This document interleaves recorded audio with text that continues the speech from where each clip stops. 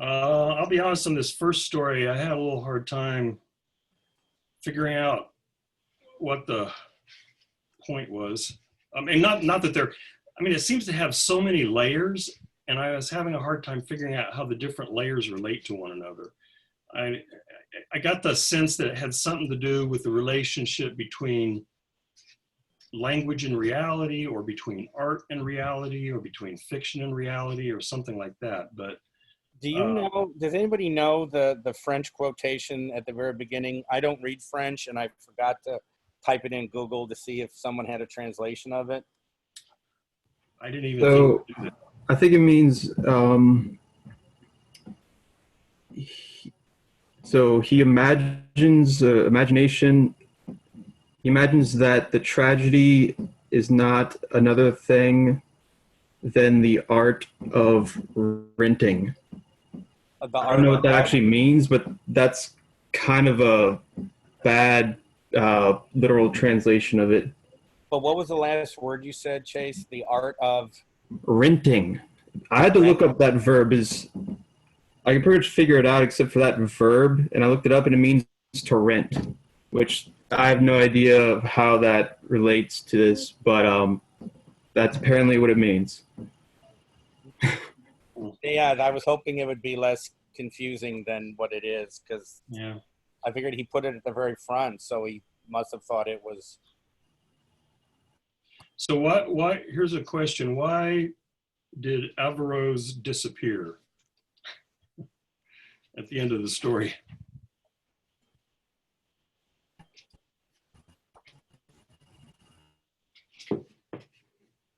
Is Chase, Chase, are you alive? Oh, looks like Chase is dead. Oh, yeah.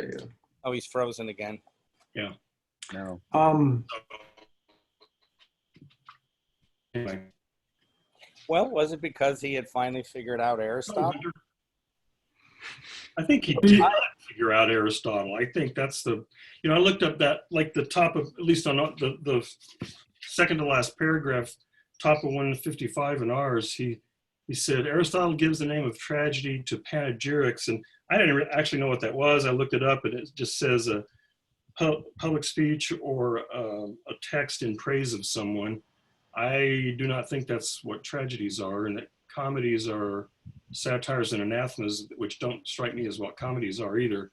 So my sense is he didn't. And then that last paragraph, that he just, because of this cultural difference, he just never got it. And maybe that had something to do with why he disappeared, but that's me guessing. The way I meant it was, I agree with you, Nevitt. I don't think he understood Aristotle, but what I meant it from, did he think he understood him? Did he think he finally cracked the code? And then because of that, then he had, from his own point of view, met his purpose. So my assumption was that his disappearance at the end was kind of a double play on the subject that Borges was interested in investigating. So, you know, right after that, he kind of goes into this elongated thing where he was talking about all of these different examples that he considered trying to write this story about, and he ends up settling on this one. And it seems to me that was it Averroes? How do you say his name? Averroes is what I've heard. That sounds good. So Averroes disappears at the end because Borges loses any capacity to conceive of what his experience is like, which is the problem that Averroes is having, right? His incapacity to conceive of what Aristotle's experience is like.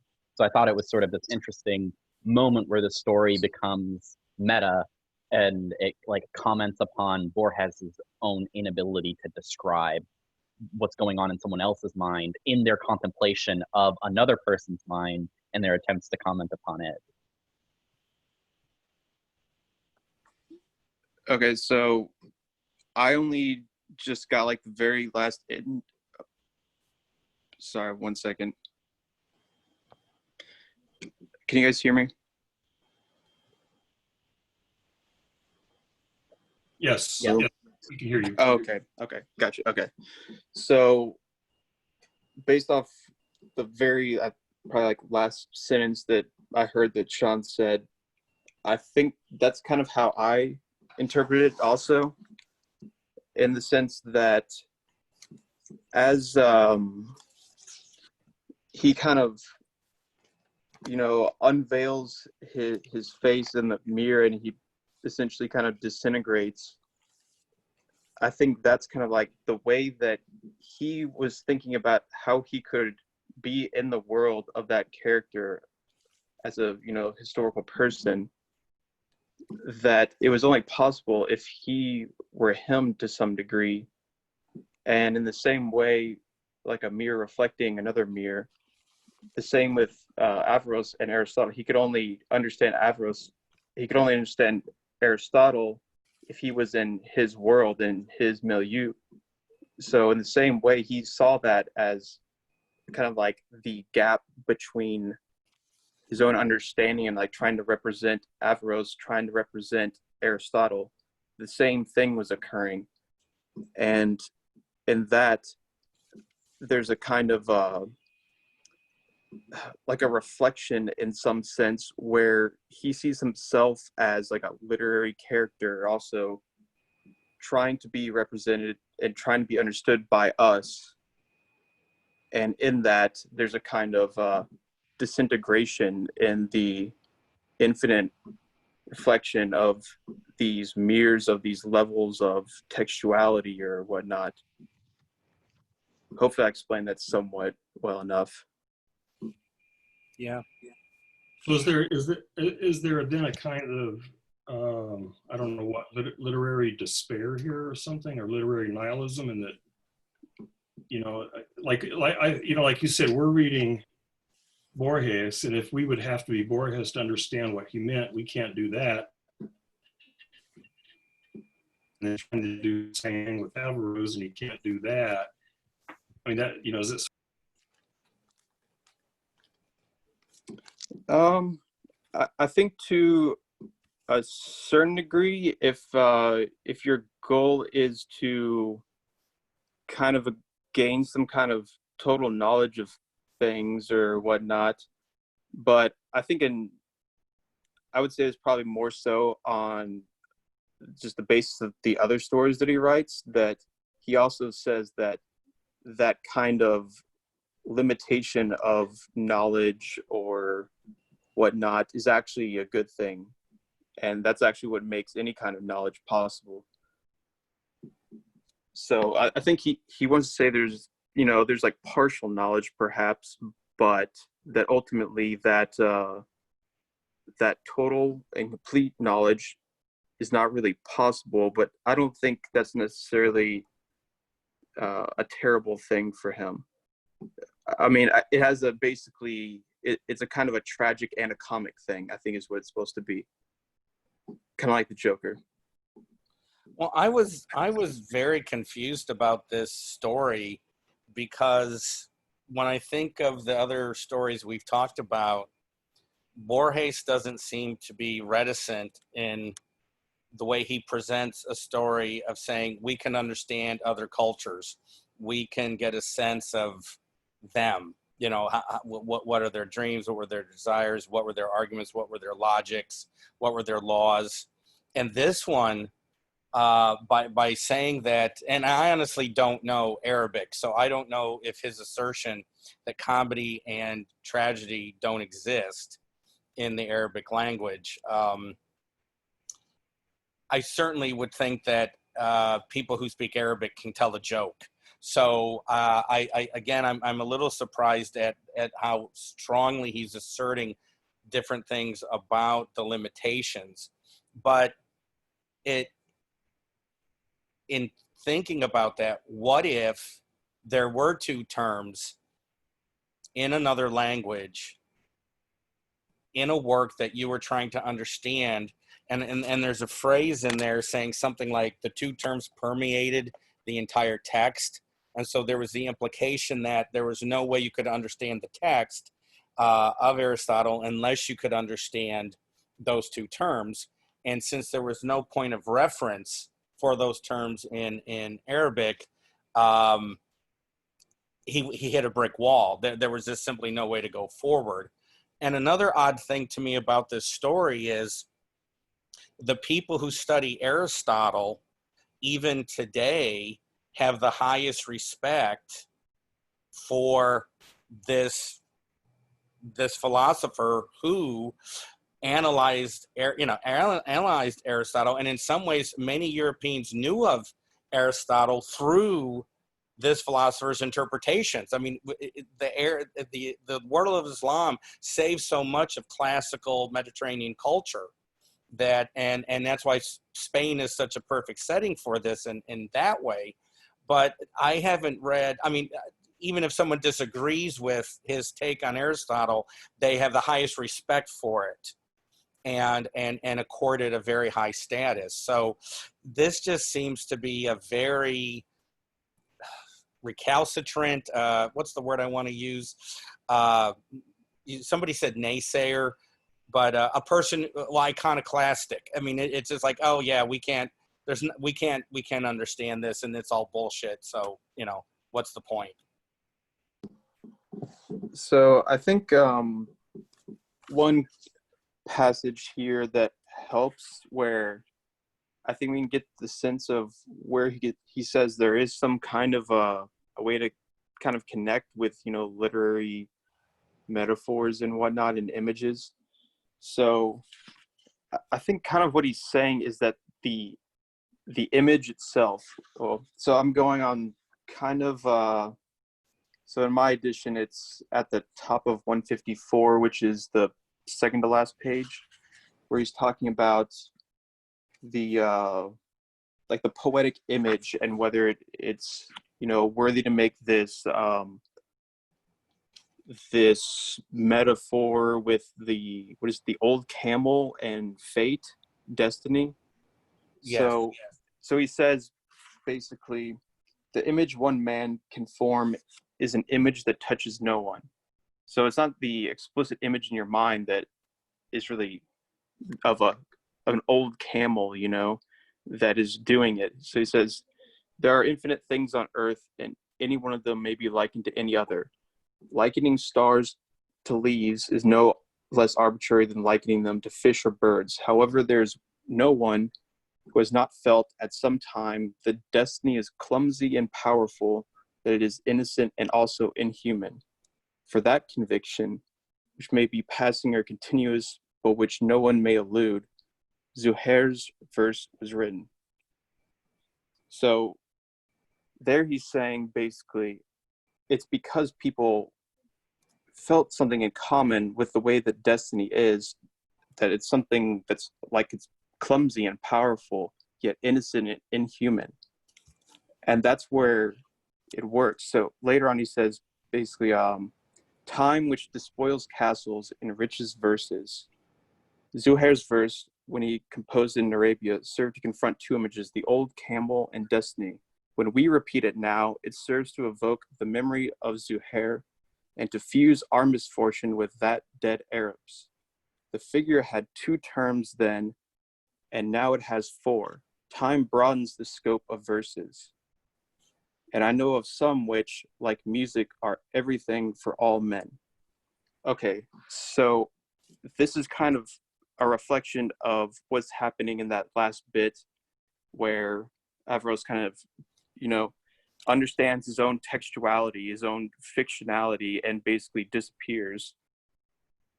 In the same way that Borges kind of saw that himself in trying to depict all these things. And he could kind of foreshadow it for us trying to understand him.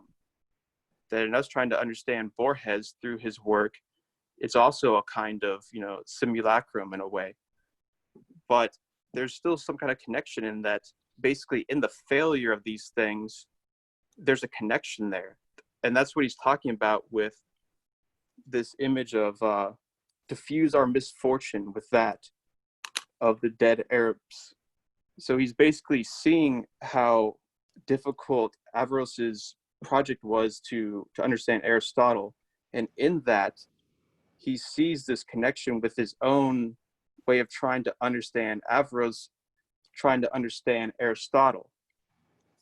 So there's where that connection is. So it's basically in the failure is the mutual understanding that crosses these cultures. Well, And it's supposed to be paradoxical, but yeah. go further down from what you were reading. For me, it's on the same page. He quotes from I apologize, I'm going to mispronounce this person's name. Abdurrahman. Oh, you too, O palm, are foreign to this soil. And right below that, he said, the singular benefit of poetry. Words composed by a king who longed for the Orient served me, exiled in Africa, to express my nostalgia for Spain. So even if what they were yearning for or nostalgic for were completely different, it seems to invoke a very similar human response. And that in that humanness, in that human response, the emotion, it seemed to speak to him. So a troubling difference here, though, between Averroes and poetry is that Averroes is supposed to be philosophy. And yet, I mean, it seems like Chase's interpretation seems plausible, you know, because you look at the passage that you guys were looking at, how, you know, that sentence Chase read, time broadens the scope of verses, and I know of some music which like music or everything to all men. And then at the very bottom of that page on us, which is somewhat just not a couple paragraphs below what Ed read, something had revealed to him the meaning of these two obscure words. And so, you know, he was sure that he had figured out what the meaning was. If Borges is drawing a parallel between Averroes and what he was saying about poetry, then that would seem to mean that what you get out of philosophy is no more precise than what you get out of, at least when you're reading, you know, philosophy from a much different culture, is no more precise than what you would get out of poetry, perhaps. And so, you know, if that's what he's saying, then, you know, like that sentence, time broadens the scope of verses, and I know of some which, like music, are everything to all men. You know, that sometimes some poems become, you know, they have this character of being able to just speak to, you know, lots of different people in lots of different situations. But philosophy is supposed to be very precise and specific. But, you know, so I guess what I wonder then is Borges warning us that when we look at and try to interpret philosophy from a great distance, if perhaps we're not getting very close. Maybe what we're getting is something more akin to what you get from poetry than what we would hope, you know, than what philosophers would hope they're going to get, you know, to really understand what Aristotle meant, you know, or what Plato meant, which I don't know, in some sense, that seems to be what, I'm sorry to bring up the name again, but someone like Heidegger is warning us about, you know, that there was, or Nietzsche, that there are indications that we may have misunderstood some of these fundamental thinkers pretty badly.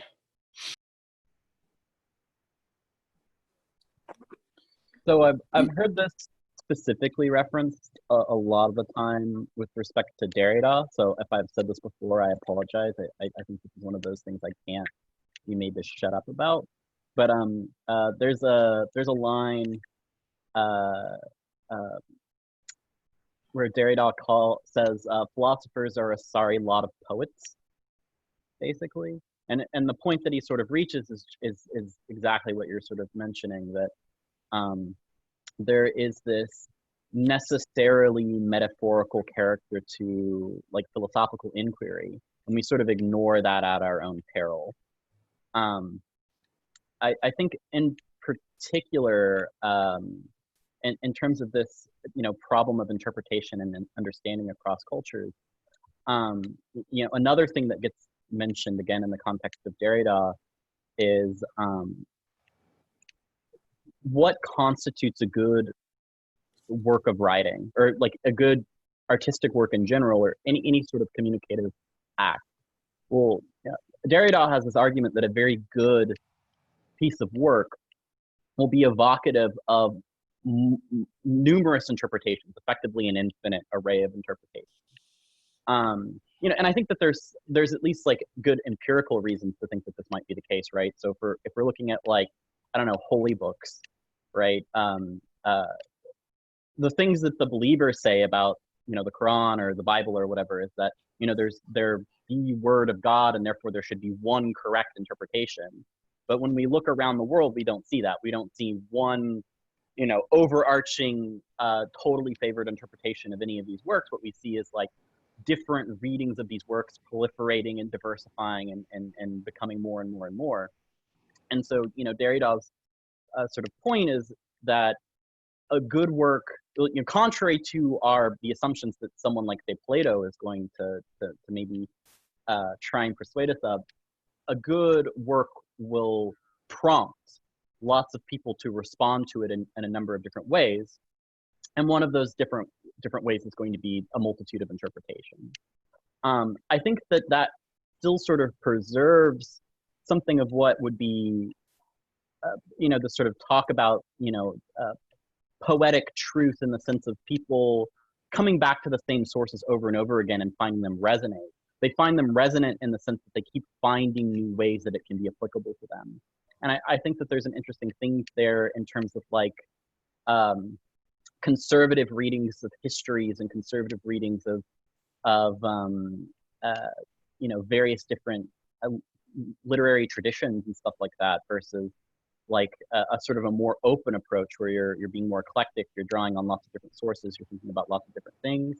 I mean, just in like an intuitive sense, the thing that I feel all the time is that a very conservative reading of something can be sort of dead, and it can be this kind of like monstrous thing that's been kept around, that people just want to read this thing this specific way because they're under the impression that is how you are supposed to read something. And I don't necessarily think that that's true, but even if it is, it's certainly like, it's very stifling. It feels very like destructive to sit there and say, okay, well, here's this one way that you can read this thing, and it is the correct way.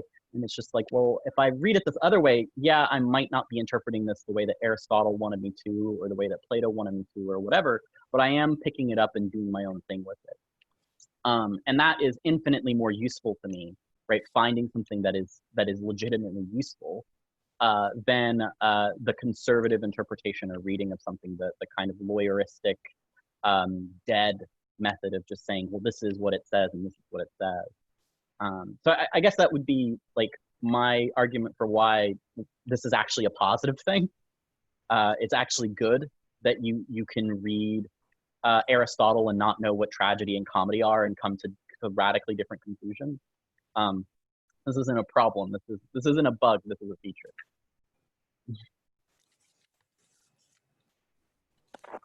Yeah. Go ahead, Chase. I was just gonna say I definitely agree with that, in terms of the fact that we can look at this great literature with multiple perspectives, and I think that's what a lot of Borges is trying to call us to do. I think especially in the next story, the Zahir,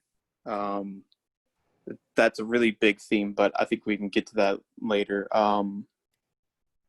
Nev, you can go, because I was gonna read this very last bit and try to see if we could figure out what it meant. So, but you can go ahead. I find what Sean said both fascinating and troubling. And troubling not in a he's wrong sense, but troubling that he may be right sense. So again, because Western philosophy has, I can't think of the word. I mean, the word pretentious comes to mind, but we have this, belief that we're so slowly uncovering the truth of things over time. And if philosophy is, and everything else for that matter, is another form of poetry in some sense, then that means we aren't doing anything like that at all. So that so that even, not only, I've been having arguments with people on Facebook about religion versus science and stuff like that. But even before you get to that, just say you even want to know what Aristotle meant or what Plato meant, and you want to have a really solid, supported interpretation of that. And if that's really just impossible because each culture or each era is going to produce its own interpretation grounded on its particular vision of reality, then I guess then I wonder what is the difference between philosophy and poetry. I'm not saying that any of this stuff is wrong. I'm just saying that's what becomes troubling about it. So then, I don't know how strong a parallel there is, and I don't know that much about Thomas Kuhn.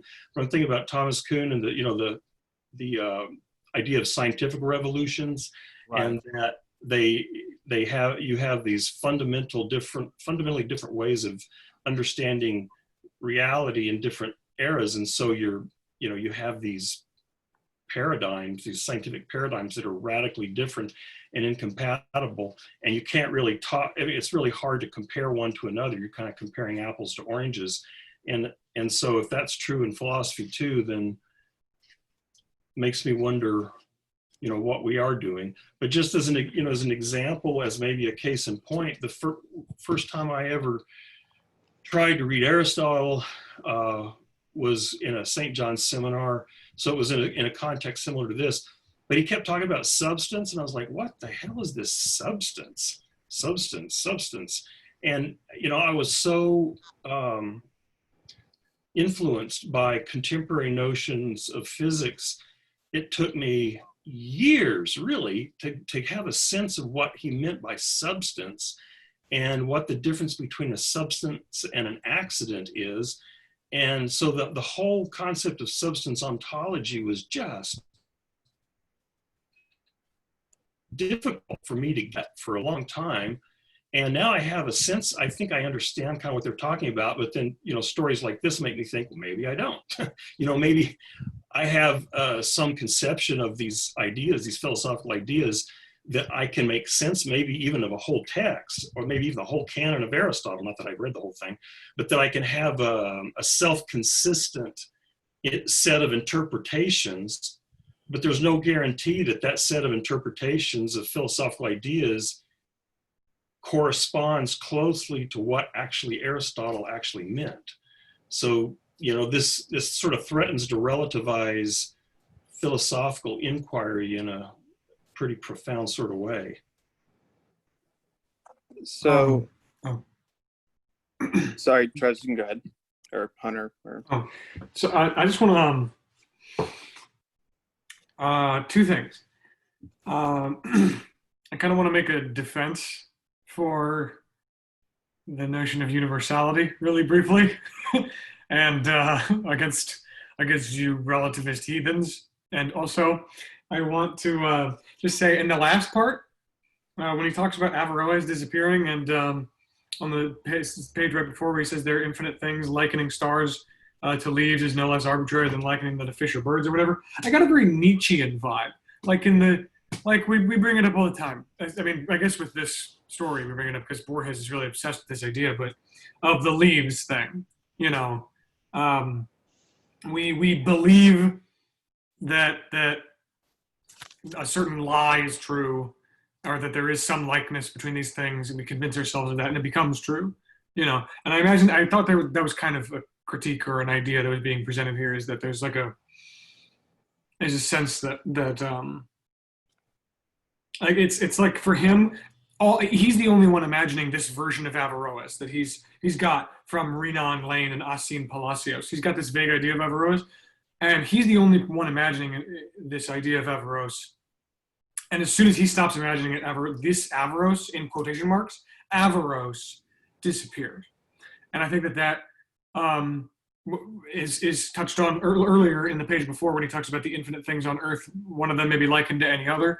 I think that he's there making sort of a grander, like, if a group of people believe in it, it becomes real. You know, if everybody on Earth believes in this, it becomes real. You know, and it stops being real as soon as everybody stops believing in it in this sort of way. Like it's, which is, I think, is the Nietzschean. You know, we agree on categories for the mass of affective stimuli. To agree that leaves are leaves in an abstract sense. You know, our sense of truth. I think that's Averroes just critiquing our notion of truth in general. So I agree. There's a lot of relativizing forces here, but I think that something else that I noticed that I found that in the story, and I guess this is kind of really owing some credence to what Sean said about millions of interpretations being able to be taken from a story, because I've been noticing we're all. Nevitt, you were the first person to mention Nietzsche. Sean, you mentioned Derrida. And if we gave Chase enough time, he'd probably have brought up Deleuze. And now that I have the floor, it's my turn to talk about Hegel. And I think that the theme that was pointed out while you guys were talking that interested me the most, that I see a lot in the text, is a shared failure, right? The connection that Borges has to Averroes through failure, right? And that connection is a shared struggle against a task or an obstacle or a problem with our ability to relate to one another, a shared experience of the struggle against our fallibility, right? In some sense, to some degree.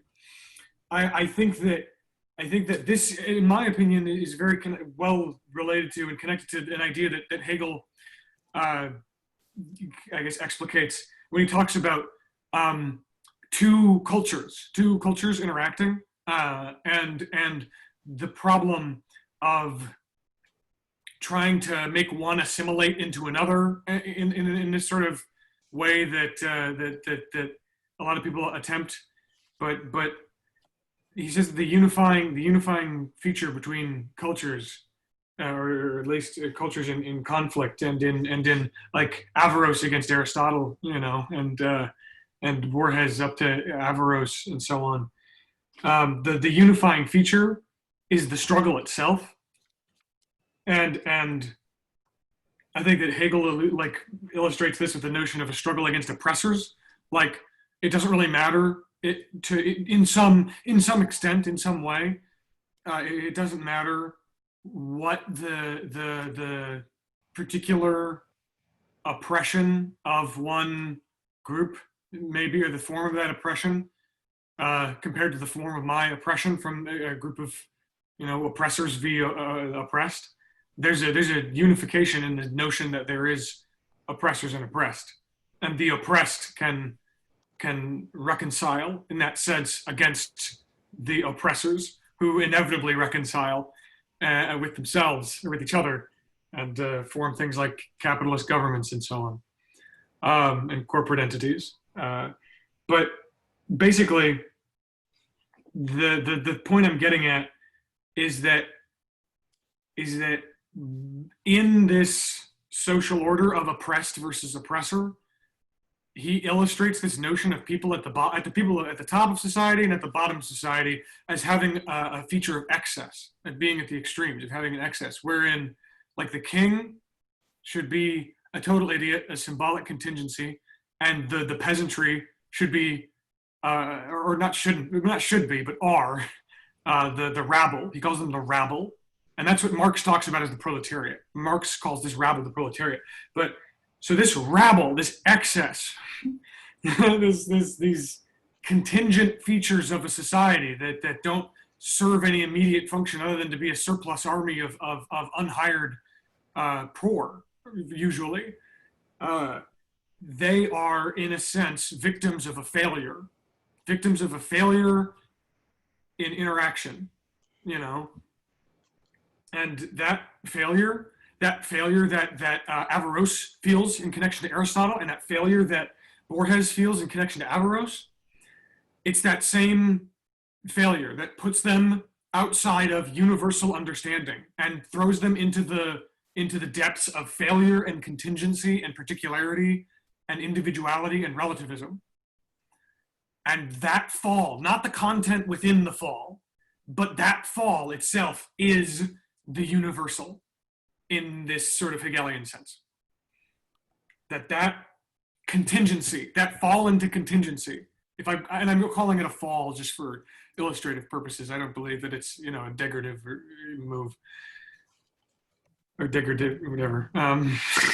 I think that that's the universality that I see between these characters and between these cultural identities. There is this notion of failure. I think that's the reconciliation that has to be made. But that's just me. I don't know. Do you guys see any of that with Nietzsche or anything? I don't know.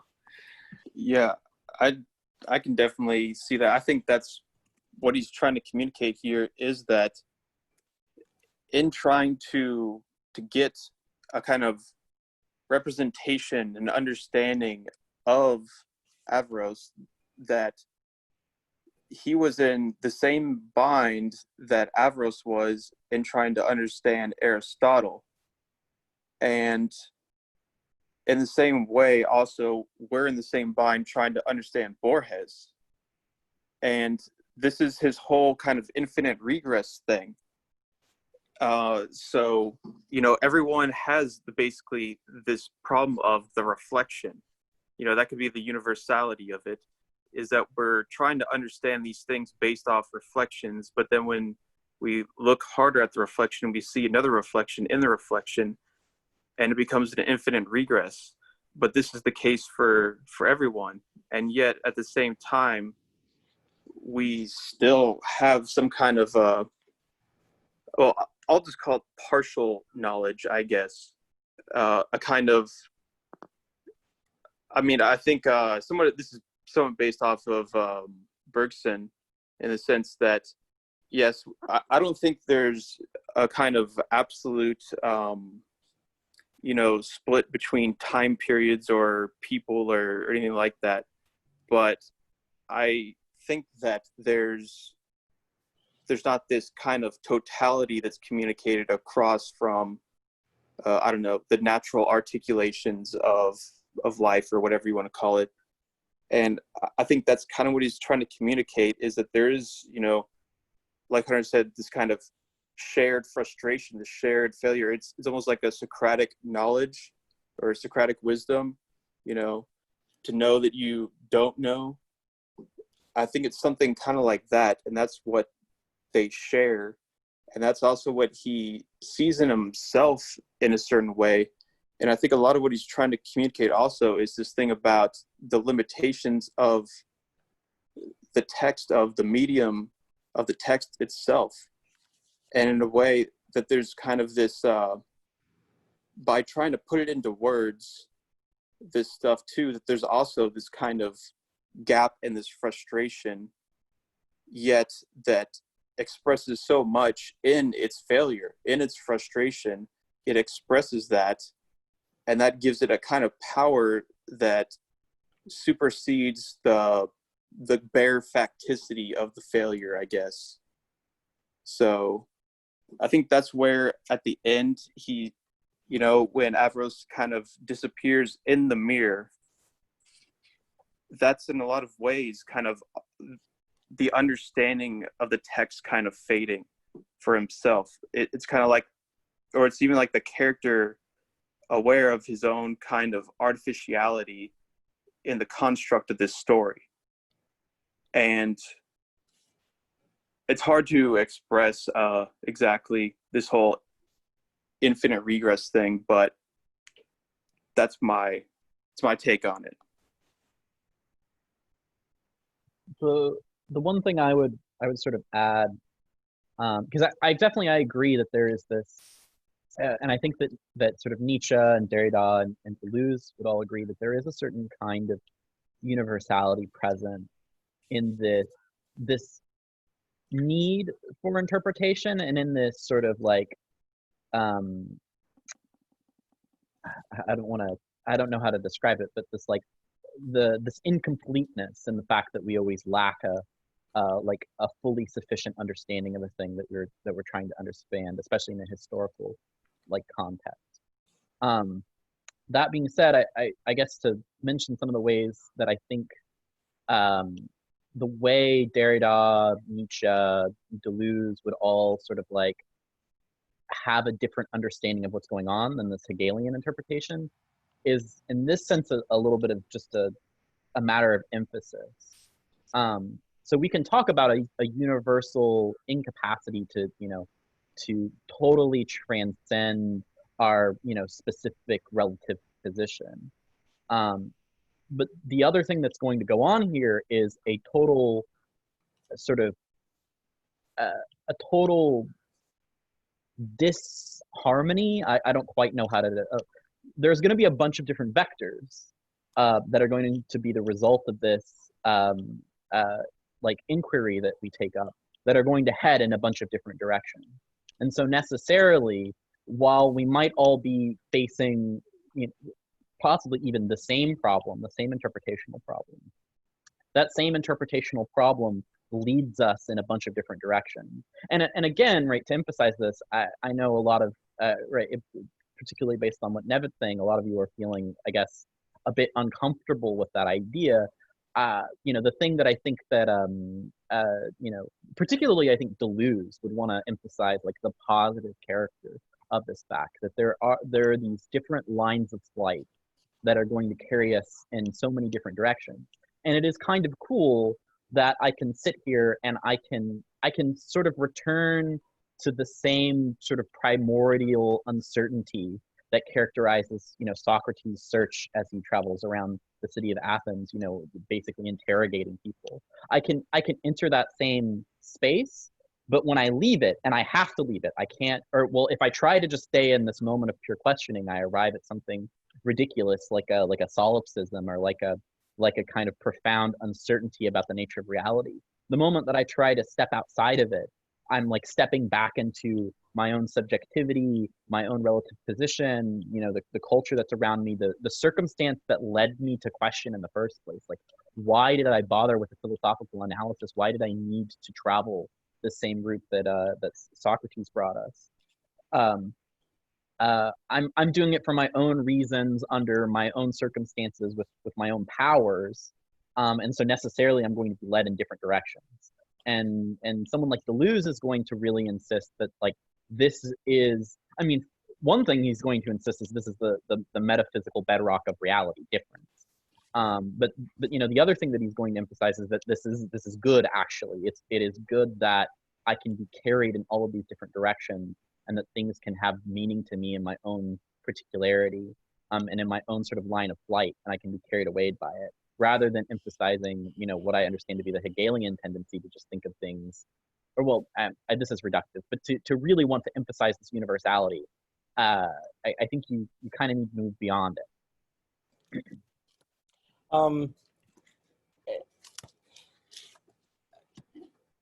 I've been really listening to what everybody's saying, and it's very, very thoughtful, and bringing in a lot of material that is helpful. I think that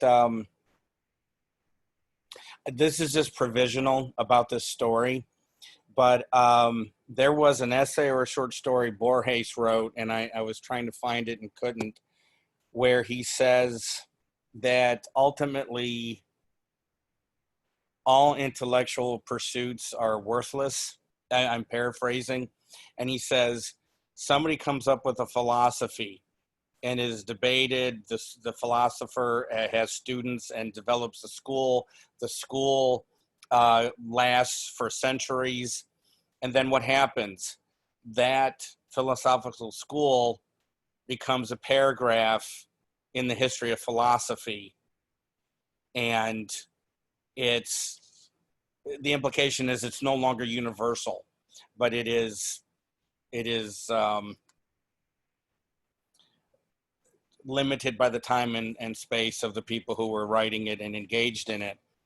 And I'll be the first to admit that, I have a tendency when I read someone's work and read a whole range of that person's work, I'm assuming that there's some kind of sustaining vision or continuity, consistency of ideas, even if there's development over time.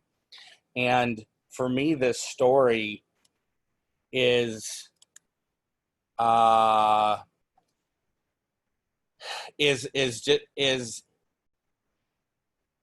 darker side of Borges and thinking, why am I doing this? And what I've devoted my life to, bullshit, and what's the worth of it if if somehow someone 500 years later reads me, are they going to understand me? And if they're not going to understand me, I'm a writer of fiction, I'm a writer of poetry. If someone doesn't have a clue about interpretation of me, am I right? In the long run, am I writing gibberish? And so, for me, that this is a side of Borges that is not necessarily the dominant side, but I do think it is a side of him where in his doubtful days and his doubting days, he's, what is this enterprise I'm engaged in? So that thanks for wonder what do you all think about that? I definitely agree with a lot of things being said. I guess I just wanted to say that for Borges, I doubt, from my perspective, that he sees it as a positive or a negative thing, but rather as just a necessary aspect to him creating and wanting to understand other people's perspective. And I think it's really interesting that the Averroes' goal, right, throughout this whole section is to understand Aristotle, to have an opinion on Aristotle. And once he is able to reach that goal, whether or not it's a correct opinion or not, he has an opinion, and that was the goal, he disappears. And I think it's a fight against having some sort of goal or having some sort of end to this kind of experience. And I think Borges isn't saying that he's cursed or that he's gifted in either way. I think he's just saying that doing this thing that I want to do, that I feel is necessary, trying to understand other people and understand myself by creating these stories and do kind of both things at the same time in a lot of the ways, this really interesting experience that often can get away from you, that can have kind of a mind of its own sometimes. And in the same way that can be this beautiful thing where a character that he creates goes off and does something and maybe makes a statement about something that he could have never made. It's simultaneously him, I think, kind of experiencing a different perspective, but also distancing himself from himself, and getting further away from kind of his own perspective and having this kind of identity fused with what he's creating. And so it's my feeling that the reason this thing disappears is that he feels like a certain trap within the things he's creating. Like he has to move forward and he has to finish something and let it disappear and move on and continue creating. And a necessary part of that, I think, is him creating this kind of identity with the thing that he's creating and then breaking that apart and like destroying the things that he's creating in some way. I found the line I was looking for, and it was in a short story we already read. Pierre Menard, the author of The Quixote. It's after he has the quotation about truth, whose mother is history, and interprets the same words substantially differently because of the expectation of who wrote it. It's the third paragraph after the second quotation, and he says, "There is no exercise of the intellect which is not, in the final analysis, useless. A philosophical doctrine begins as a plausible description of the universe, and with the passage of the years, it becomes a mere chapter, if not a paragraph or a name, in the history of philosophy." And in fairness, he's saying this also happens in literature. I mean, in effect, he's saying it happens with all intellectual pursuits. And but when it comes to literature, something different happens, right? He says, fame is a form of incomprehension, perhaps the worst. So, I have two things again. So first off, there's a line in that Ed, you made me think of, from Funes, the Memorias, where he says pretty much the same thing.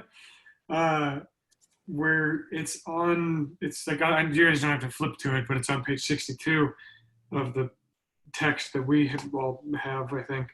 And he says the subject of that chapter is memory. The last words were, "Nothing heard can be said with the same words." And I liked that. I think that that's very on point with what we're talking about. But I'd just like to for a second, I'd like to I guess clarify on my position towards the notion of the universality of contingency or failure in relation to the Averroes search, before we probably, I guess, move on to the next stories, or if anybody has anything else to say about it. I think, yeah, it would be a real problem to, I just want to, Sean, it would be a real problem to, I suppose, kind of ignore or try to codify our understandings of these struggles as this sort of unified, liquefied down into one solid mold style of engagement, where there's no lines of flight or differentiality or whatever. But I think Hegel would haunt me if I were to allow that to be the interpretation of his that we get away with here, because I think that he's very direct about the notion of novelty, in the sense that there's the system of dialectics that I'm trying to, I guess, kind of approach or not trying to, but that I initially approached the story with when I read it, and that I think Chase was kind of agreeing with me on, is a sort of notion of dialectics that's not really it's not really abstract or relative, in that it's just a single person's musings, nor is it like this super rigid system that I think a lot of people interpret it to be. I think it's more so the self-movement of concepts as relative to its existence as a thing that is known by a knower. And so it's kind of hard to put into English, but the point is, Hegel had many different lines of dialectical thought regarding concepts throughout the philosophy of right and in the science of logic. There are a lot of different examples of dialectical lines of reasoning that follow a single concept, or there's one concept that has multiple different dialectical paths that it goes on. So no one path is like, oh, this is the truth, right? But it's just the movement that the idea takes as you look at it. And basically my point here, I think Hegel's point largely, and why I think universality is important, it's not the end all be all. There's particularity in everything. There's no repetition without Aufgeheben, which is exaltation and destruction, according to Hegel. But I think really the struggle, like one of the most important struggles today, even like in 2020, against the notions like racism and class struggle and so on and so forth. I think that the struggle for equality is a struggle for universality, if you catch my drift. I think that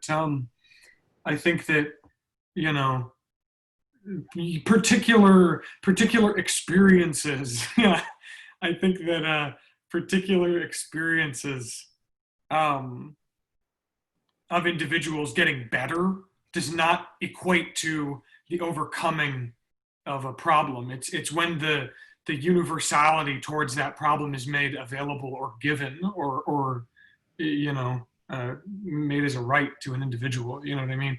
And I could get into that. I could for however long, but that's all. It's just, I think that to that extent and in this way, I think there's beauty in contingency and in universality. They're together in a sort of dialectic, and that's good. That's a good thing, I think. I definitely I think have this, but we should move on. Yeah, I think so too. But I just want to say, Hunter, you've converted me to Hegelianism. Is it? I mean, I definitely kind of feel what you're saying on the whole idea of that it's kind of a relatively partial thing and also a relatively universal thing. And that there's this kind of synthesis of opposites. It's like a sublation. And this is kind of this paradoxical notion of a kind of, a failure that is at the same time a success, and that it's expressing that failure. So, yeah, Hegel all the way. But yeah, I think the Zahir is, this story is probably one of my favorites. I think I could talk about this one for like 6 hours. So yeah, I should probably start on that. Go nuts, Chase. You said you could talk for 6 hours. Give us 5 minutes. Okay, will do. Okay, so first, I think there's kind of there's so many layers to this, but I think the biggest symbol to kind of start with is the two sides of a coin.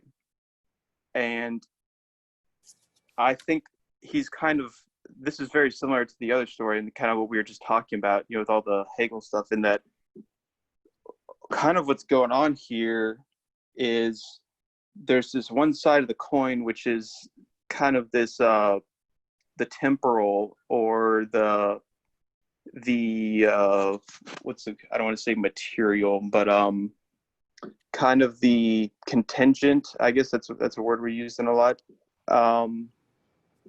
This conception that's really kind of best symbolized in a way by a certain dimension or appearance of this woman who, in my book, it says her name is Clementina.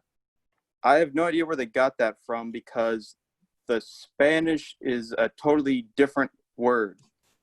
That's what is it, like Teodolina, which apparently means something like unspoken God or something like that. Oh no, it's Did you say Tia? manifest God. Yeah. So but Tia's aunt in Spanish. so Clementina is kind of, that means forgiveness, I think, in Latin, basically.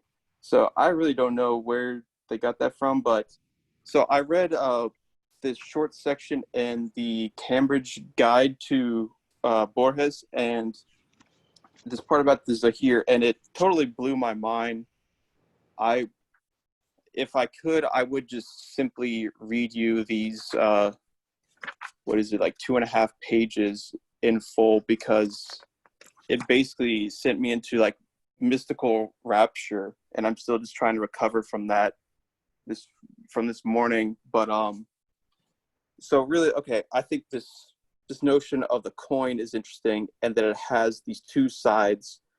And in this woman, yeah, I can to answer Alex's question. And so the coin, it has these two sides, and this woman has these two sides, where in one sense she's, a pretty ridiculous person, the Argentinian passion of snobbery, and she's this very superficial person that's into, I mean, she's basically like a consumerist bug man, to use meme terms. And she's totally into this going along with these contingencies of her culture and adhering to that. And at the same time, there's this kind of divine or eternal and infinite dimension that's the other side of the coin. And I think what he's trying to do here is show how everything kind of, in a way, sort of contains its own opposite. And in that, there's also this idea that, you know, one thing is involved with everything else, so that the particular is a kind of infinite on its other side. You know, it's, you see the kind of visible surface of it, but there's always a depth to something that contains what it's not. You know, you can see it as like immanent or transcendent, or any kind of this dichotomy. And I think that's what he's really trying to get at. So one example, and also, so one of the big things about this with the coin is on one level, on a very, you know, manifestly social, immanent level, he has this whole kind of critique basically of capitalism that I see in here with the abstraction of money, which is very interesting. And I think we should definitely go into that. But also he sees that there's another side to this coin. So I see that in 158, he talks about, you know, in a figure of speech called oxymoron, a word is modified by an epithet which seems to contradict it. Thus the Gnostics spoke of dark light and the alchemists of a black sun. So this notion of a black sun in alchemy is, so alchemy, you know, it's turning base metals into gold. And the black sun is supposed to symbolize the notion of the, I think they call it vulgar gold also. It's basically the idea of like a very literal gold. And that would be the goal, is this literal transfusion of lead to gold. And they see that as a kind of ignorance, a kind of occlusion, a darkness of knowledge, you know, and that's why they associate with this. But then that same notion of basically that manifest also contains this other side, this opposite that opens up in a way that transcends that very vulgar, limited notion of it. In the same way that a work of literature can have a, you know, a very determinate, literal kind of meaning, but then we can break that open and see that there's a depth to that that transcends that literal meaning, kind of like what we were talking about with the previous story. And I definitely see that here in this notion of trying to understand this, you know, one object that obsesses him, that takes him over, and yet he can see so much in it. And in the same way, I think we can kind of break open this story and see so much of other things in it too. So I really kind of, I'm going to try to, maybe I can send this section from this Cambridge guide, because it's really amazing. Otherwise, I may just read part of it, but that's it for now. I'll leave the other 5 hours for later. Okay. In another collection of Borges's work, it says that in the original publication of this short story, the woman's name was Clementina, which conveyed a sense of clemency. Later, when it was republished, Borges changed the name to the one you identified, Chase, Teodelina. And the way the editor here says, leaving exposed the connection with the name of God in Greek, Theos or Theos. I don't know if Greek has a TH sound. So but it's interesting to me that Borges in a republishing of this story would change the name of a character, the first name of a character. So going from Clementina to Teodelina, wasn't there an older view in the Judeo-Christian belief and quite possibly Islamic that a human being could not survive if they actually saw God? And either you're blind or you go insane, or you just poof, you're gone, you know, you're dead. So if this Zahir, if this coin somehow is connected to the divine, there's a danger to it. So I'm open to anybody's idea, because this was odder to me than the previous short story. But it is about obsession, right? It seems like the very obsession for this coin drives people insane. I wanted to say, Chase, I agree. I really liked this one, and I also I really enjoyed a point you made about the critique of capital at a certain point. I think there are, I guess, three things that I just want to touch on, and then I think I'll just not let this go. First is what you said, Chase, about the kind of duality or the two faces of the coin. Is this when he's talking about the universality of money on 159, and he says Bergsonian time, I was like, wow, we're reading him, and that was cool. But also, Chase, your comments made me realize or think about, as I was rereading that page that we were talking about, I think that something that I've heard a lot through some Marxist theorists is that one of the most important parts of understanding capital is a duality in one of the greatest problems that it has in its position as a form of societal organization, in the sense that alienation is a massive problem, but that very same alienation is kind of impressed upon the proletariat or the working class or the rabble or whatever you want to call them, men of bronze, according to Plato. That alienation produces a freedom through universalized subjects, through universalized subjectivities. There's a freedom from previous existing class structures and nobility and lines of divinity and kings and queens and lordships and so on. All that tradition and so on is destroyed for capital, and we all become these kind of blank capitalist subjects in a way, which is a big critique that I've heard of capital. But I've also heard it as kind of an important part in our in movement, in our development as a society. But we can talk about that more later. The other two things that I thought were important or interesting were on page 163. Both of the two things that I thought were important and interesting that just really jumped out at me and that I find are super important to bring up now. On 163, at the top of the page, on the first paragraph, the bottom of the first paragraph, he has a sentence that's where I think that he describes the Zahir, or the coin, in a way that really made me think of Hegelian love, the Hegelian notion of pure love. And it's when he says, I guess I'll just start wherever. A commentator on the Gulshan-i-Raz says that he who has seen the Zahir will soon see the rose. And he cites a verse interpolated in the Asrar Nama, the Book of Things Unknown of Attar. The Zahir is the shadow of the rose and the rending of the veil. And he capitalizes rending and veil. And right there, I think that there's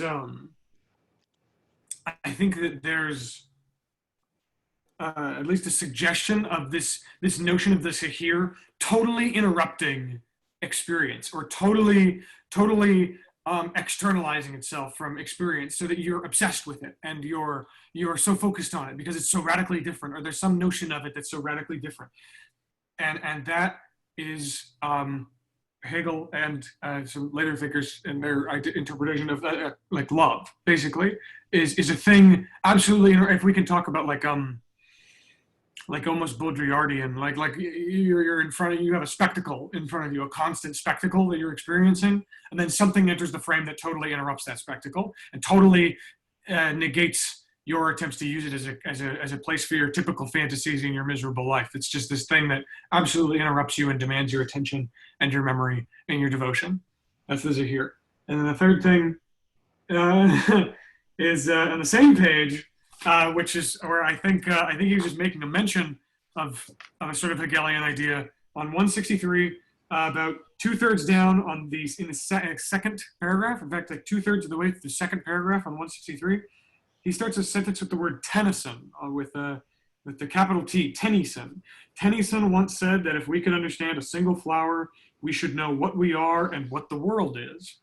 And I guess I've just been tripping out reading a bunch of Gadamer recently, reading about the idea of realization of self as absolute idea or absolute knowing at the end of a line of dialectical reasoning relative to a concept, wherein if we study or understand a concept, we understand ourselves, and that's the only way to get ultimate truth in absolute knowing. But that's it. Those were cool, and they got me excited, and I love this story, and I want you guys to love it too.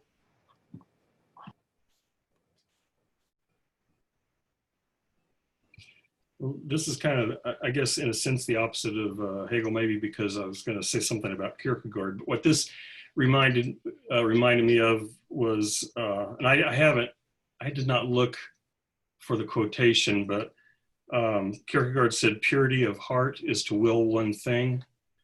And, you know, of course, in his case, he was talking about, I guess, something like willing in relation to God in some way. But this almost sounds like a cautionary tale about what happens when you will one thing to the exclusion of all else. And, you know, at the very last sentence of this story, perhaps behind the coin I shall find God. So I don't know if there's anything to that, but, you know, the idea that if there was some ultimate truth or ultimate holiness or ultimate anything that would be worthy of our total and exclusive focus, then, you know, we would cease to function. I mean, it reminds me of stories of when I used to be into Christian mysticism, of Christian mystics who would enter a state of meditation so deep that they would essentially lose consciousness. I mean, they would lose self-awareness to the degree that, or that the way they would put it, they achieved unity with God, complete unity with God, or at least as complete as you can as a human on this planet. And then in that state, they would lose basically all awareness. And so when I don't know how they would extract themselves from that state, or maybe they would say God released them, but when they emerged, they would not know. Not only can they not report anything about it. So, you know, there's one problem in some forms of mysticism where you can't report because the experience is linguistically inexpressible. But this was even more profound than that. They simply had no memory of the experience because the absorption in God was so profound and so complete that there was no experience. And, you know, in a way of, you know, and there was no experiencer. There was just this union with the divine. So anyway, that's, you know, kind of at right angles to the stuff you guys are talking about, but that's what kind of came out when I, you know, that was the quotation that popped into my mind, this, the purity of heart is to will one thing, and what, I don't know if it would be read in that light, if this would be a cautionary tale or what, but that weird shit can happen when you do that.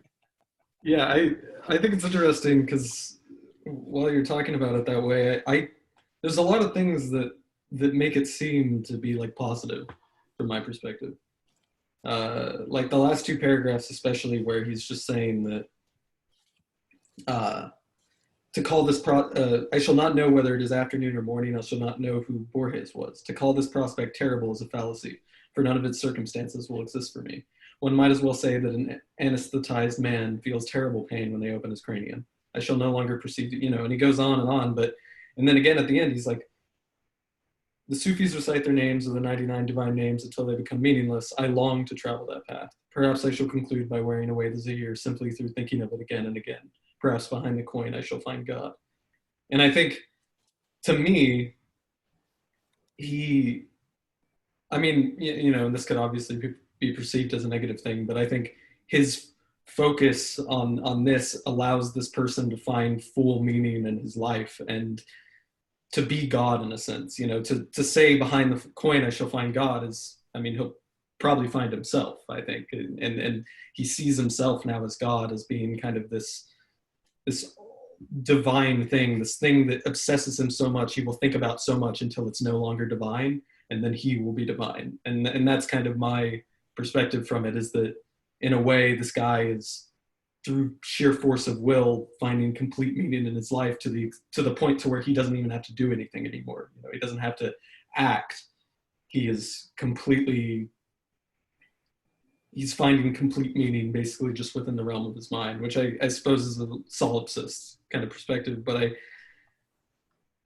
I get the sense from this and the story before that Borges is interested in that perspective, you know, and he doesn't necessarily see it as a positive or negative thing. I think he's just so intrigued by the idea that someone could be so obsessed by something, you know, and maybe he relates on some level being obsessed with his own perception of himself and these kind of meta understandings of the world. But yeah, I just feel like in a way it's I get the feeling that Borges finds this really interesting. Whether or not it has political consequences or can be a terrible thing, I think that he's just intrigued by the idea that someone could do that, which is the same feeling I get from The Only Thing I Know by Kierkegaard, Fear and Trembling, of him kind of saying that to be Christian is to be brave, and I'm a coward. You know, this is like a beautiful thing, but I can't do it, and so I will write about it and talk about it and be interested in it and kind of explore it because I am unable to do it myself. Yeah, so I think there's definitely, he has this notion about literature as a kind of redemption, and I think that's kind of what he's getting at, but in a way that is always kind of this complication, of course, that we always see in his works. But I think one way to understand it is that this is a story basically about grief, and I think if there's a vindication of something that he's trying to find there, it's about trying to understand that grief and basically the kind of this destruction that the time brings with it, in the sense that this woman, who I'm pretty sure was based off this woman that he knew in real life, that basically she was dead, and to try to kind of make sense of that for himself, he wrote about it in this story to try to give it some kind of a deeper dimension to it, to kind of redeem it in a sort of eternal way. So he says basically, you know, that he sees the Zahar, which has, you know, all these symbols that connect it with the woman, like the number 20 and things like that. But then after he sees the Zahar, he then tries to forget about it. And it says that he tries to forget about it by putting it in I forget the term, like basically like a hidden corner of the library. So I think he's referencing basically the textuality of the text right there. And that he's saying that he put this he tried to hide it in the book that we're reading in a corner of the library. And by putting it in the text, that in a way is kind of like, you know, planting it for other people to kind of like get the mimetic, you know, contagion of it, and for it to kind of outlive its mere kind of limited temporal status, I guess, in a very linear sense, and to try to, that there's a kind of, I guess it's kind of cliche, but that there's a kind of like immortality associated with a literary act of creation in some sense. So I think he's trying to get at something like that, and through that he's trying to kind of transmute his grief into something different, into something that goes beyond, you know, the mere visible and the mere contingent and whatnot. And he's trying to get into something that's more transcendent based off kind of going through what is just manifest. In the same way that, you know, this woman had this very kind of superficial, manifest, visible nature about her, but there's still some kind of deeper dimension to her that he saw. And I think that's what's the Zahir is kind of trying to represent as well, that it's not just this coin, but it's a coin that kind of colors everything in the world. In the same way that like I was talking about with the notion of love, it's a kind of thing that it's a basically a part of you that's kind of projected out into something else. It's this kind of ecstatic transcendence of the self into an other, where you so kind of in your self-possession of this object of desire, there's a kind of going beyond this mere kind of enclosed identity there. There's a kind of like ecstasy in the etymological sense of like a standing outside of. And I think that's kind of what he's getting at with this notion of the coin and these two sides of the coin. The one, the manifest, and the other, essentially, what can't be represented, which is what isn't in the text either. And I think that's also what is going on with the text, in the sense that what is trying to be communicated with a text other than something that's outside of it, that's on the other side of the coin. And I think that goes along with a lot of the story the other one, the Averroes' search. So I'm basically trying to kind of communicate the article that I sent. Maybe I should just pick a section to read from that, but yeah, I'll let if anyone wants to respond to that. Yeah, I was just gonna say that I get the feeling, whether or not I don't really have any proof, and I don't know, obviously, Borges, but I just get the feeling that Borges is kind of very much in his own head a lot of the time, and that to distance himself from himself is a hard thing for him to do, and that he is constantly questioning himself, and he finds meaning in that question, you know, and building that question and describing it in so many different ways, and putting it forth because he knows there won't be an answer. And so to imagine someone who has this answer, you know, this thing that they're going for, that they genuinely feel has some sort of end goal to, I think he sees it as this beautiful thing that he's unable to do. So yeah, I definitely agree with you on that, Chase. So here's another kind of,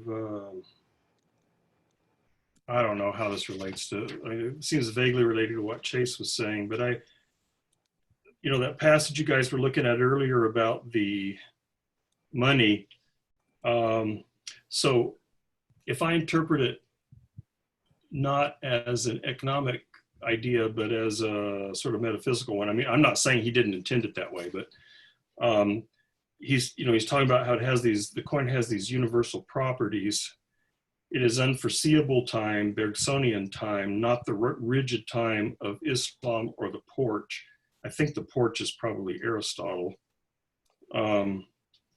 It symbolizes man's free will. And so he seems to be just making a distinction between, and I don't know exactly what he means by Bergsonian time, but he's opposing it to this notion of free, or he's associating it with this notion of free will, as opposed to something like, I gather, like a rigid, fixed, deterministic time frame. Like what I think what Bergson would think of as this sort of abstract time, like this space-time box that is this absolute reference. And opposed to that, you have this bubbling up of time as a free and originary kind of process. And then, so I've got two or three things we're trying to link together here. One is when on page 162 in ours, when he says, just about anything can be the Zohar. It be this or that, a copper astrolabe. And I'm wondering, related to what Chase was saying about the transcendent possibilities of mundane reality, that maybe what he's doing is opposing to some degree the notion of, I can't remember what's the Latin phrase for from the perspective of eternity. But philosophers try to look at things from, what's that? Subspecia aeternas. That's it. Yeah. I'll mispronounce it. Subspecia eterna. Yeah. Basically under the species of eternity. Yeah. Right. Under the viewpoint of eternity. And so, there's a way of thinking of when I think about, Plato says the forms are in this region that is atemporal and aspatial. So there's no space, there's no time. And the reason that they're eternal is because there is no time. They're just an absolute unchanging reality. And so that's kind of under the aspect of eternity, So one way to think about, and then, Augustine and others think that that's the way the mind of God is. The mind of God is this absolute unchanging domain of pure reason, or what, depending on who you're reading. And so there's a way of thinking of, I don't know what, identity with the divine or philosophical enlightenment as being unified with this purely atemporal, transcendent reality that transcends this domain of mucky phenomena. But then if the Zohar can be anything, almost any sort of mundane thing, and if that mundane thing can lead you into a similar state of awareness in the midst of this bubbling up of real time, as opposed to this transcendent stasis, then maybe this to me has these connections with mystical insight, but but maybe there's something about, he's suggesting that there's a way of finding the fundamental essence of reality in these mundane, everyday things with which, that can absorb our attention. And so, I can't remember the quotation about the universe in a blade of grass or whatever, but. Oh, to see a world in a grain of sand? Yes. And a heaven in a wild flower, hold infinity in the palm of your hand and eternity in an hour. Yeah, exactly. So William Blake, yeah. Right. Yeah, Blake. And so I'm wondering if there's maybe something like that going on here too, that any mundane thing can be the site of this sort of transformation of awareness where you can be completely absorbed, and yet somehow that absorption carries with it implicit awareness of the totality of things somehow. So that's a lot of vague language, but.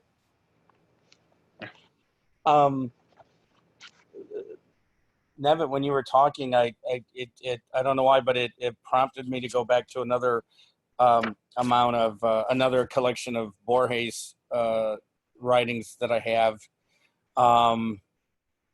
and just to throw something else into the stew. Borges was in the 1930s writing for a lot of magazines, but also in his book reviews, introducing Argentine readers to Kafka, Virginia Woolf, Faulkner, H.G. Wells, James Joyce, quite a range of literary figures.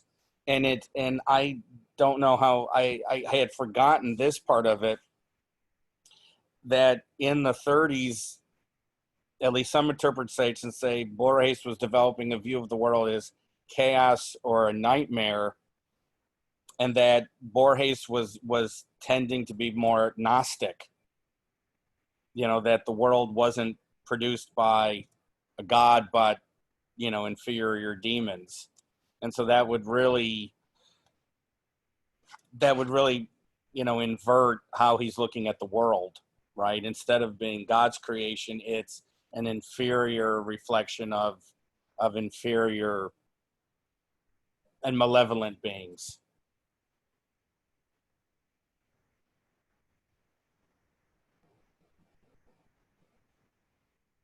And we've already looked at the Lottery in Babylon, the Library of Babel, and Tolone, which is, did anybody think of this story as being in some ways connected to, I'm pronouncing it Tolone, Ukbar, Orbis Tertius, in that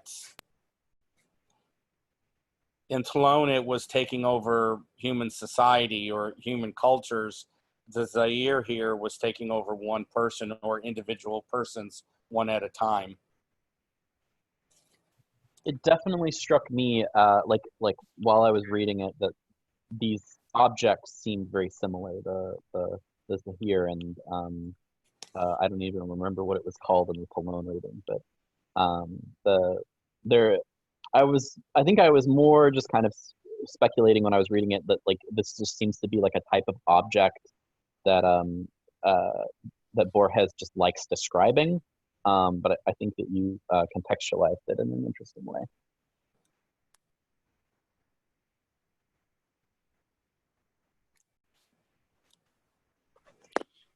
Yeah, so was someone else going to say something? I was just going to say, go on to the next story since no one was talking, but go ahead. Yeah, it's basically like there's so much to say about this that I don't even really know what to say, because it's kind of trying to kind of put all these threads together. You know, I have a kind of intuition of sort of what's going on. It's hard to actually kind of put into language, which is kind of ironic considering that's kind of what this story is about. And I think this is a lot about kind of, you know, the visible, the manifest, you know, the particular, all these things, the profane, suddenly kind of radically opening up to this otherness, this other side of it. But I think there's also another notion that's kind of where there's a kind of, you know, social critique in this, where he does want to kind of say some stuff about maybe like fixed ideas, obsessions, kind of the abstraction of money as an obsession that kind of colors our perception of the world in this kind of obsessive way. I think he wants to say something about that too. And then also I think that goes along with the way that he's basically kind of like describing postmodern culture in the second page when he's talking about the woman and how she's constantly, you know, changing her identity, changing her fashions and all these things. I think that's kind of interesting, and it goes along with this sort of what I think he's talking about with this notion of time, and that in one sense he's saying basically, okay, she has this you know, this strictness in adhering to these cultural codes, but these cultural codes are unusual. They're interesting because they're not eternal in the way that, you know, the Talmudist, you know, would think that their codes are, that they're following some kind of divine thing. But I think that's it, is he's saying that kind of in a way our new divinity has become, you know, these shifting cultural codes. And that's kind of what money can be interpreted also as, in the sense that it's this kind of abstract thing that kind of hovers over everything else as a kind of, you know, abstract quantified substitute of value of a thing into a kind of, you know, universal unit of evaluation. And yet at the same time, it's something that's, you know, not really tangible.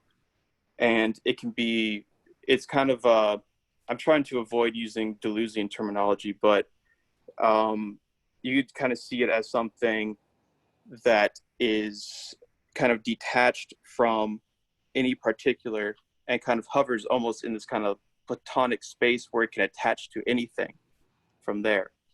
And that's why he said, I like this one line where he says, it can be, so he's saying, you know, it can be maps or chess or coffee. It can be words of Epictetus teaching us to despise gold. So even the idea of despising gold can be a part of this notion of money. And I think that's interesting. It goes into kind of what people like the situationists would say. What's the term where you have a kind of like capital recaptures? I forget the French word.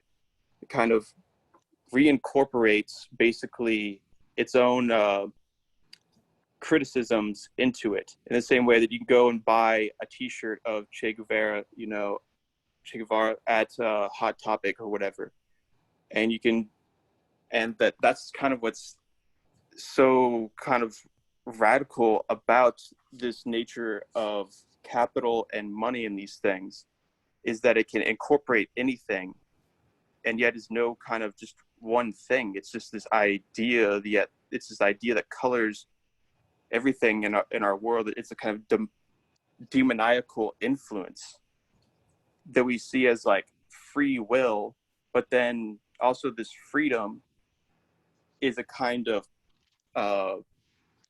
it's kind of a possession that, in an obsession that take overs our mind, where all we can do is think of it in these terms of these quantities, and therefore it kind of conditions the person itself, the modern subject, also as something that's abstract, that's, you know, atomized and quantified and can be repeated and all these things.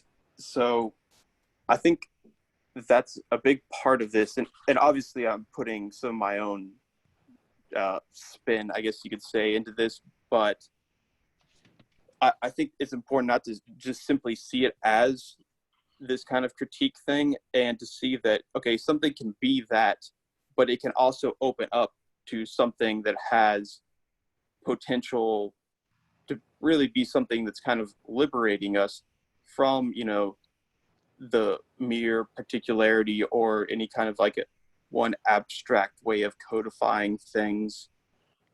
So it's kind of the, once again, I guess, kind of a Hegelian kind of synthesis of opposites in this way, a sublation, where I don't think I'm going to go into the whole other side of it, because it's so hard to communicate all this kind of mystical revelation stuff.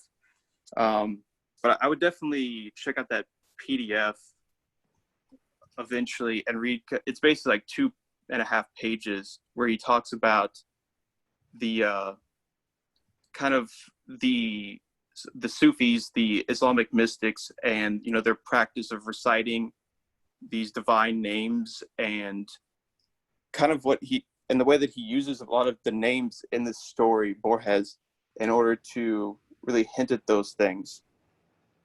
So I'll just leave it at there.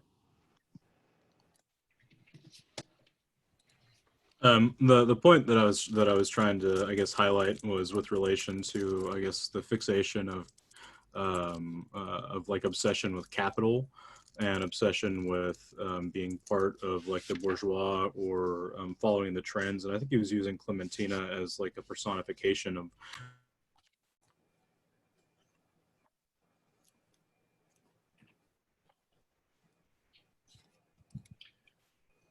Do we want to talk about the last, or go ahead, Alex? Oh, sorry. I was talking for about a minute and I didn't realize I was on mute. So the point that I was trying to make was just looking, or trying to tie in the view of the obsession of capital, or obsession with status of being part of the bourgeois, and using Clementina as kind of like the personification of how you can have from the outside what appears to be an exemplary life, but you don't get any fulfillment from it. And I think he really tries to mirror what that obsession drives you to.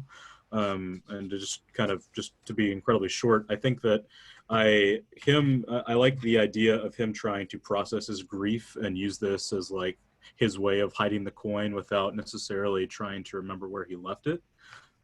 Because I think that one of the article that I posted was pointing out his I guess one of his love interests, and using this as like a referential story to kind of deal with that. And so that's why the grief part really resonates with me. But I think the last statement that he makes in the story, perhaps behind the coin I shall find God. And I think God with a capital G is just his way of trying to look beyond, or trying to cope with the fact that eventually he will be past this obsession, or whether it be like relishing in the own self-pity of grief and moving beyond it to find something else that he's not obsessed or like completely enamored with.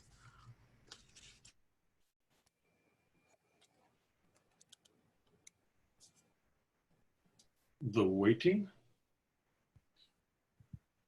Shall we talk about that? Sure. I mean, Alex had a lot of good points, but yeah, we had Well, I mean, if you 7 minutes left, so if you want to skip the last story, we can do that as well. So I'll just give my brief account of this story and to say that, so I only read it once, which I think you need to read Borges' stories at least twice to really kind of get them. So I think I think basically what's going on is this kind of like, he's in the underworld, he's in hell or whatnot, or it's kind of like one of those eternal return things, I guess. I'm not really sure. I read this basically, I think at like 4 a.m, and I was half asleep, and I did kind of predict, I guess, I'm not even sure now if I'm correct. I sort of predicted, it was like, oh, he's dead, and he's giving, a coin to the ferryman, the coin again. And I guess that's what's happening. I don't even really know. So that's my take on it.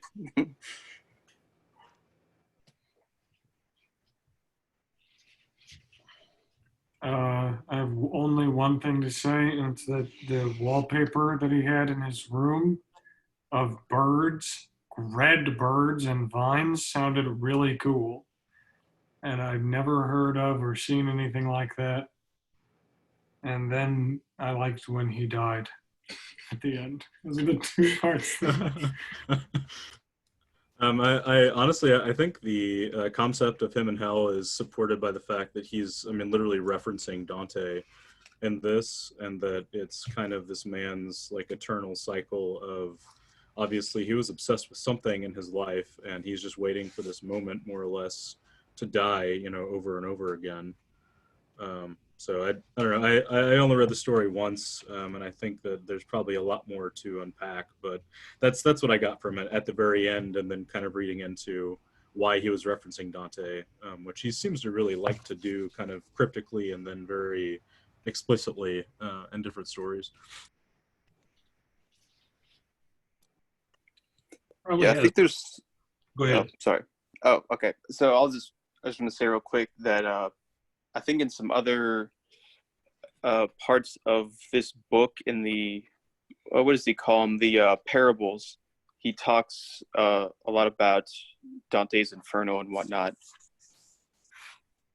Yeah. I don't know. I was taking, maybe I'm taking it too literally, because but with this story, Borges is constantly saying he did this, he did that. Doesn't use the name of the person after a while, but he's yeah, the dog made friends with him, or maybe he made friends with the dog. Anyway, it was just struck me.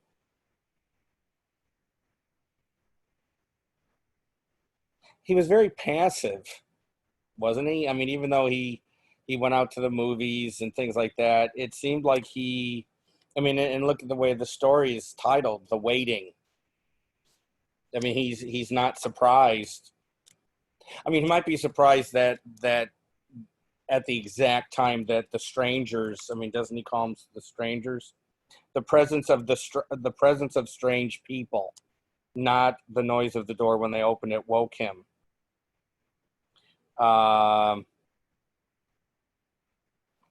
He was expecting them, and so they finally occurred, and that was it for him. I mean, this reminded me somewhat of Kafka.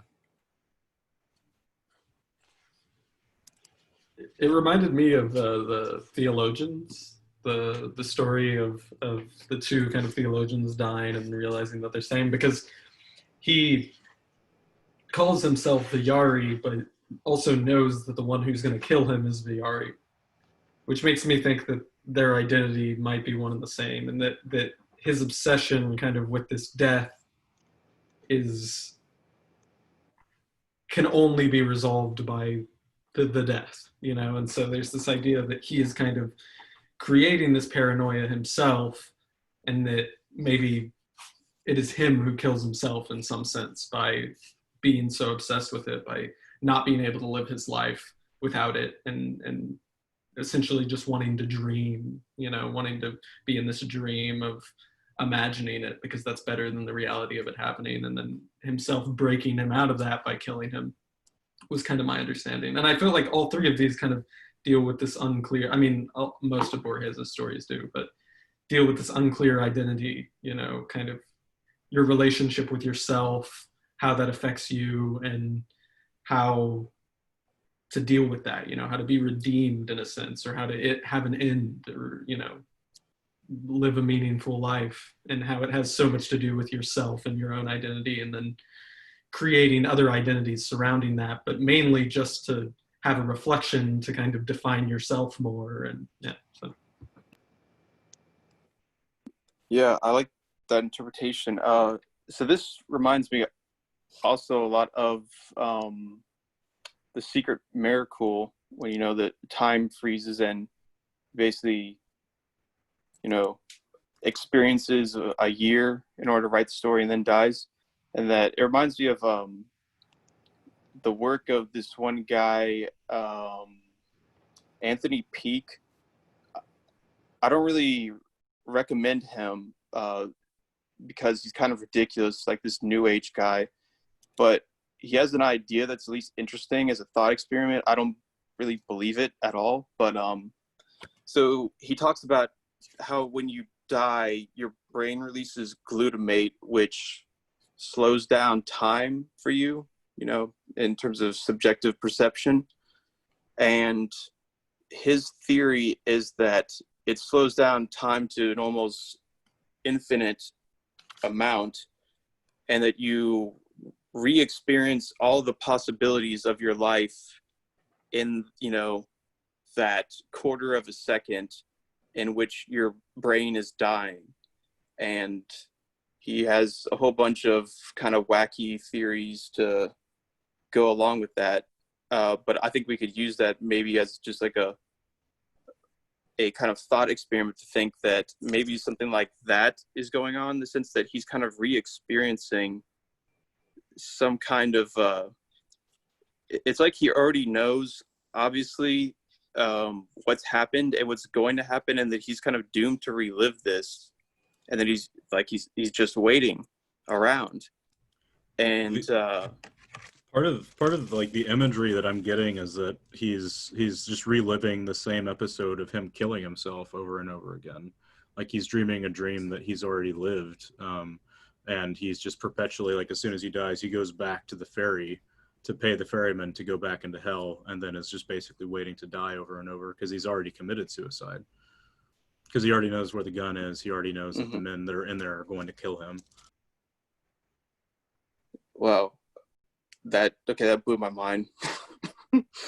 Oh yeah, I did not get that. Wow. Okay, so it's basically like the double version of himself. Yeah, I don't know why I didn't notice that. that's also interesting. Okay, so he takes on the name of his enemy. It doesn't say his enemy's not himself. Like he's basically his own enemy, and that's what's going on there. So that's what's kind of interesting. Is my last name Saladino is basically my ancestors in Spain. They defeated some Moor named Saladin, and then took his name, which is kind of interesting because that ties in with the other stories.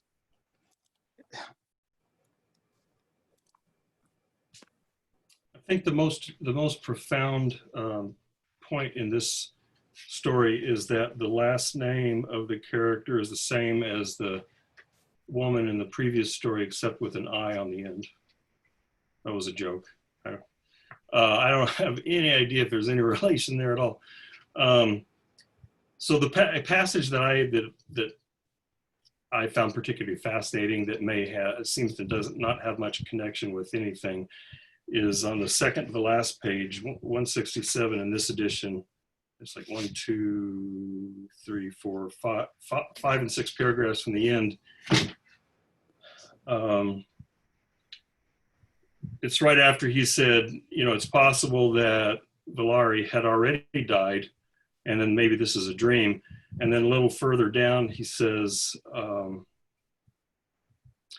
in distant days, less distant because of the passage of time than because of 2 or 3 irrevocable acts.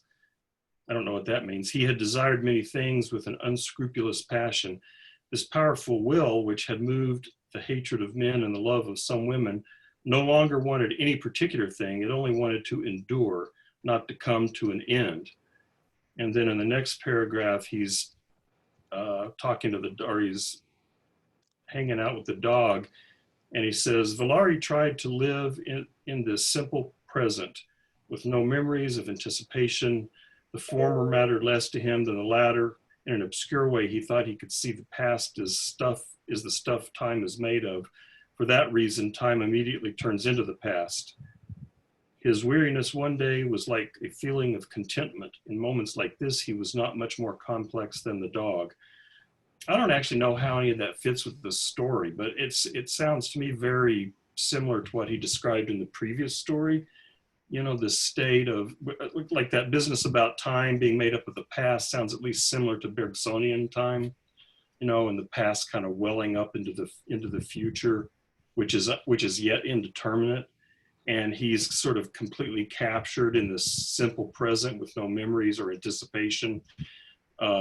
He doesn't, he's kind of, all of his will is wrapped up in nothing but the continuance of itself, and that's it. Like he's got this singularly focused will.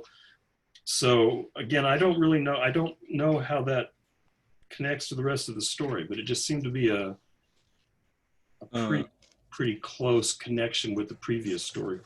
Yeah, I think part of the connection comes to the fact that he, at some point or another, had the Zahir, and like for him, like he is of this singular will.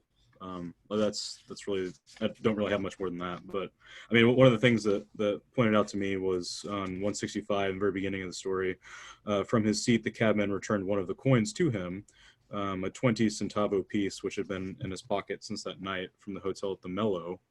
And so that night at the hotel at the Mellow, I don't think ever gets referenced later in the story, but the numerical value is the same numerical value that was attributed to the value of the Zahir in the very beginning on 156.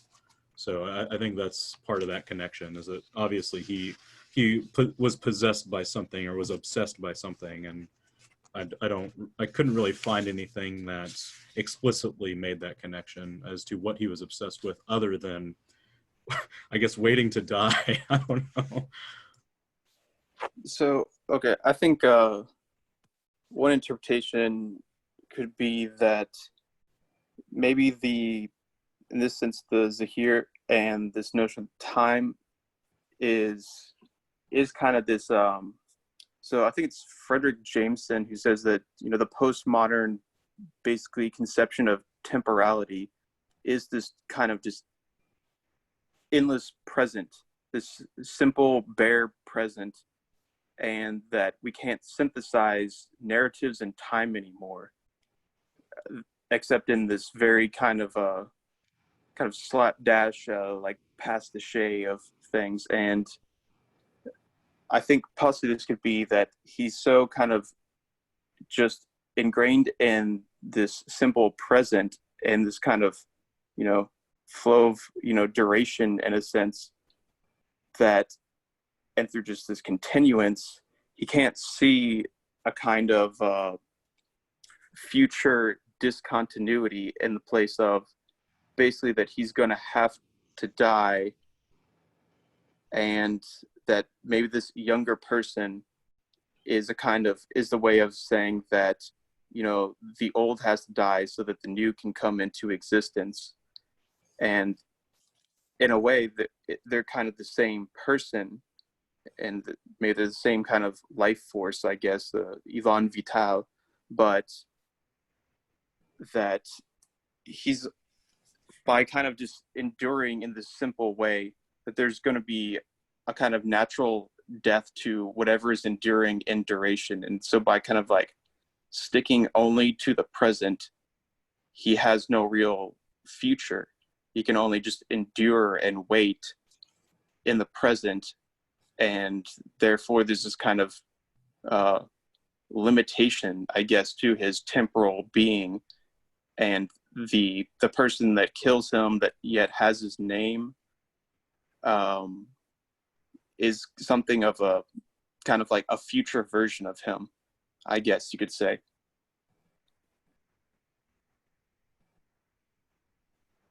Yeah, so maybe I'm making the connection too tightly between these two stories, but that makes me wonder if this state that he's describing of, the simple present with no memories or anticipation, and maybe the same state in the previous story is I don't know how well he does mention Bergson, but I'm wondering if it's like this is the state of being completely absorbed in the moment of duration, or complete absorption in what's emerging right now, and that sense of absorption in that immediate presentness is I don't know, like you say, maybe is a kind of death, or maybe is a kind of eternity in the very moment, the kind of merging of eternity in the present, or something like that. I'm just guessing.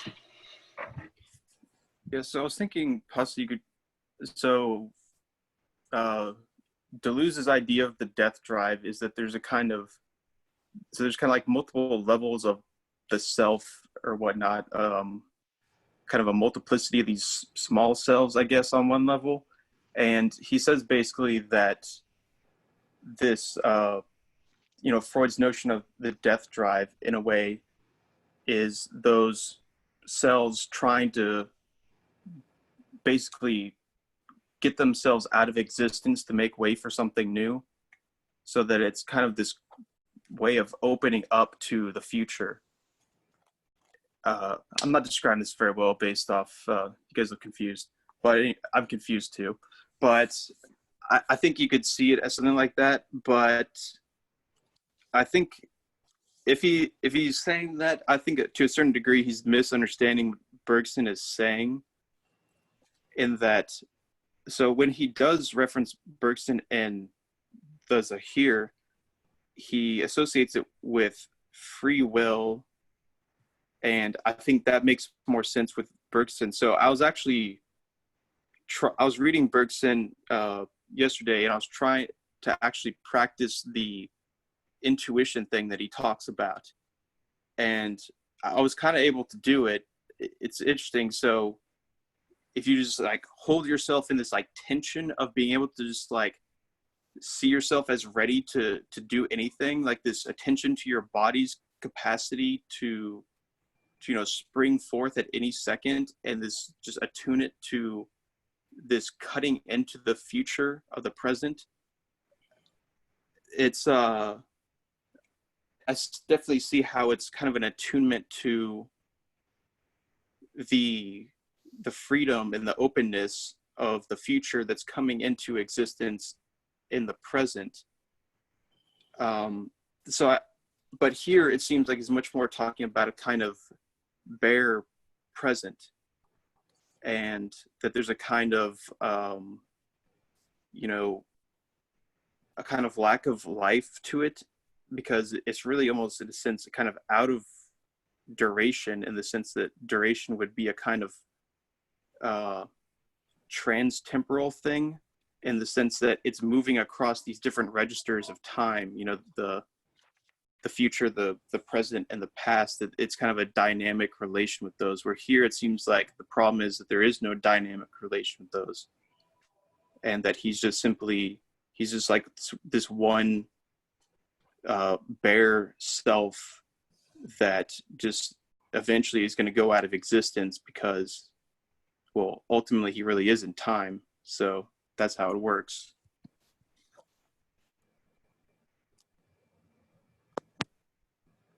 Yeah, that sounds more reasonable to me. I guess I think of, and I think, I'm not sure I think of duration correctly, but I think of it in terms of protension and retention from Husserl, which I also am not sure I think of correctly, but what I think of is like the present moment being a dimensionless edge of, of time, and then like the infinitesimal moment, and then duration being this sort of dragging along of the past and this anticipation of the future. And so duration is kind of this lozenge of the perception of time as things drag along. But and if that's correct, then even if that is correct, that still seems like you might be right, that maybe what this guy's describing is like being caught on that knife edge of the infinitesimal moment, which in which there is no real experience, something like that. I'm reaching. So are we, any last comments before we? I was going to talk logistically about the literature seminar in the fall. Chase, Hunter, and I have been talking about it, and I figure you guys are probably interested. So I was just going to send an email to like a response to the Zoom link today, just give kind of some information on what we talked about, and also just ask what people are interested, so we can kind of, because, well, my idea was basically to create a Discord server, so then we can just start discussing there, since that's what I was thinking of using for the actual seminars and discussion. So I was going to send an email and see, if anyone, first of all, is interested, and if anyone has kind of a reason to not want to use Discord or whatever. But yeah, so I was just going to start with that, hopefully get some emails or back, so I have some kind of idea of who's interested and whether Discord would work and not. And then I'm going to set up the Discord server, and then we can start discussing there. And I've used Discord for like non-video chat, so I'm not exactly sure how the video chat system works and all that, but I figure I can figure it out pretty easily. So I just wanted to let you guys know that we're definitely interested in doing that, and we have a few ideas. Currently, we're thinking about Gravity's Rainbow, a collection of Kafka stories,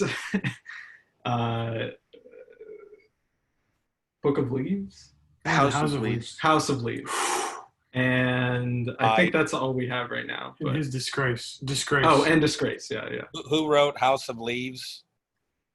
Chase, do you know? That's Mark Danielewski. What's his? Danielewski.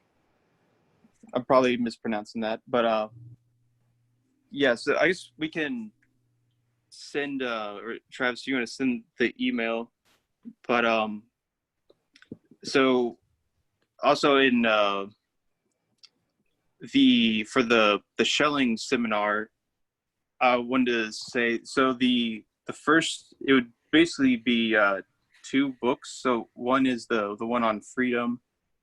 The second one, though, the Ages of the World, there's basically two different choices that we would have.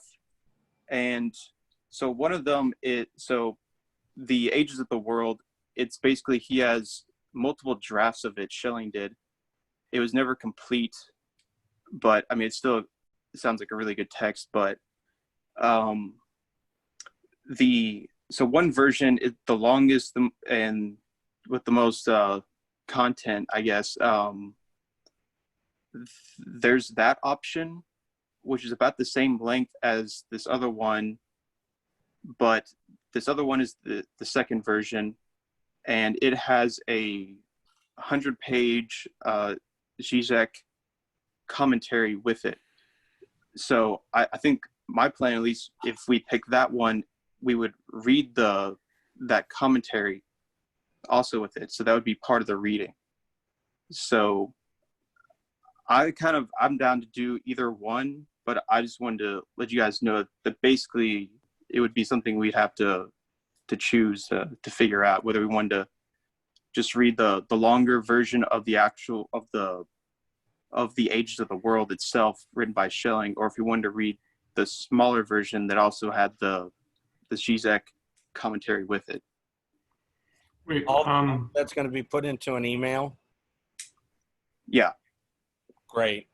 So Chase, you're gonna like you sent me that email that had all those options in it. You're gonna circulate that email then to the whole group, or Yeah. those options? Okay. wait, Chase, I had a question. Yeah.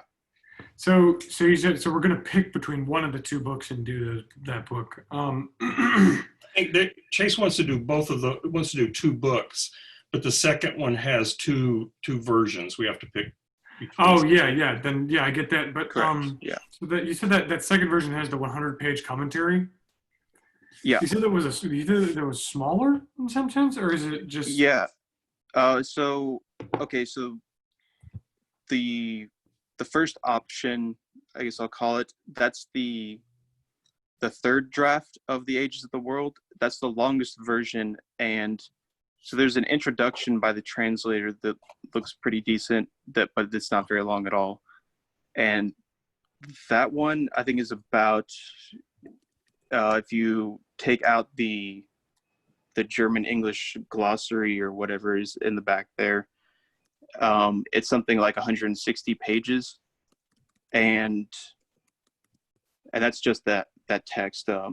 The other version, which is the second draft of the Ages of the World, the actual paper written by Schelling is 60 pages, and the Zizek commentary is 100 pages. Which they have the commentary first, which is kind of strange, but yeah, that's what's going on. So it's either 160 pages of Schelling, or it's 100 pages of Zizek and 60 pages of Schelling. Yeah. Mm-hmm. So I don't know. I would do either one. I'm guessing some people would probably have something against like Lacanian psychoanalysis, like commentary. I don't know. Well, yeah, I think that if they really just want to get into what Schelling is trying to say, I think that the first one would be more appealing. But I think that Zizek, I mean, it's obvious which one I'm gunning for. But I think that the second one would do a very good job at kind of recontextualizing what's going on in the text into a sort of more modern frame, so to speak. Mm-hmm. Even if that frame is colored by Lacanian psychoanalysis, that may be the case. But yeah, I find all of his connections that I've ever heard of between psychoanalysis and German idealism to be wonderful and clear and cogent and constructive. I'm definitely. Sorry, go ahead. My personal preference is, and this is a personal preference that I sort of got from St. John's College, I guess. My personal preference is to try to understand the text on its own merits as much as possible, at least on a first reading, and and then use commentaries as another voice in the conversation, rather than, the temptation is to sometimes say, well, we have an authoritative commentary, and so let's just take that as truth. Rather than and then having commentaries as another member and another person in the conversation. On the other hand, some of this material we're reading has been so difficult that, quite honestly, I mean, Bergson hasn't been so bad, but, some of the stuff on Merleau-Ponty and on Whitehead without commentaries, I'm not sure it would have made any headway. So I have kind of mixed feelings about it. I mean, my personal preference would be to read the main Schelling text and then have people who wanted to read the commentary alongside and bring in elements of it in the conversation. But if the rest of the group would prefer to read the Schelling and the commentary together, then I'll go along with whatever the majority wants. I imagine. I think what we need to do is let Chase send out that message, and then we don't have to make a decision right now. But yeah, those are my thoughts.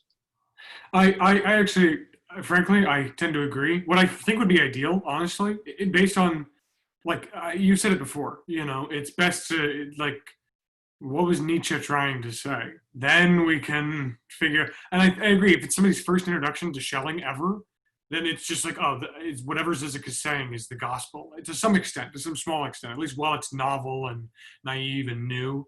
I think that, and also the 160, I feel like I would feel like I'm kind of missing out on some of Schelling's thoughts with the 60 pages of his work and 100 pages of somebody else's thoughts. So what I think would be ideal is I would be willing to do the 160 with a seminar, and then at least, and I hope to God Texas State is able to do it. They used to buy the books. I want that back, but I would be willing, I'll buy any book that is required, but what I think would be ideal in my wildest dreams would be to have the seminar book be the 160 page Schelling essay, and then probably just Chase and I and whomever else, just buying the Zizek commentary and reading that on top of it and bringing that in because it's fun or whatever.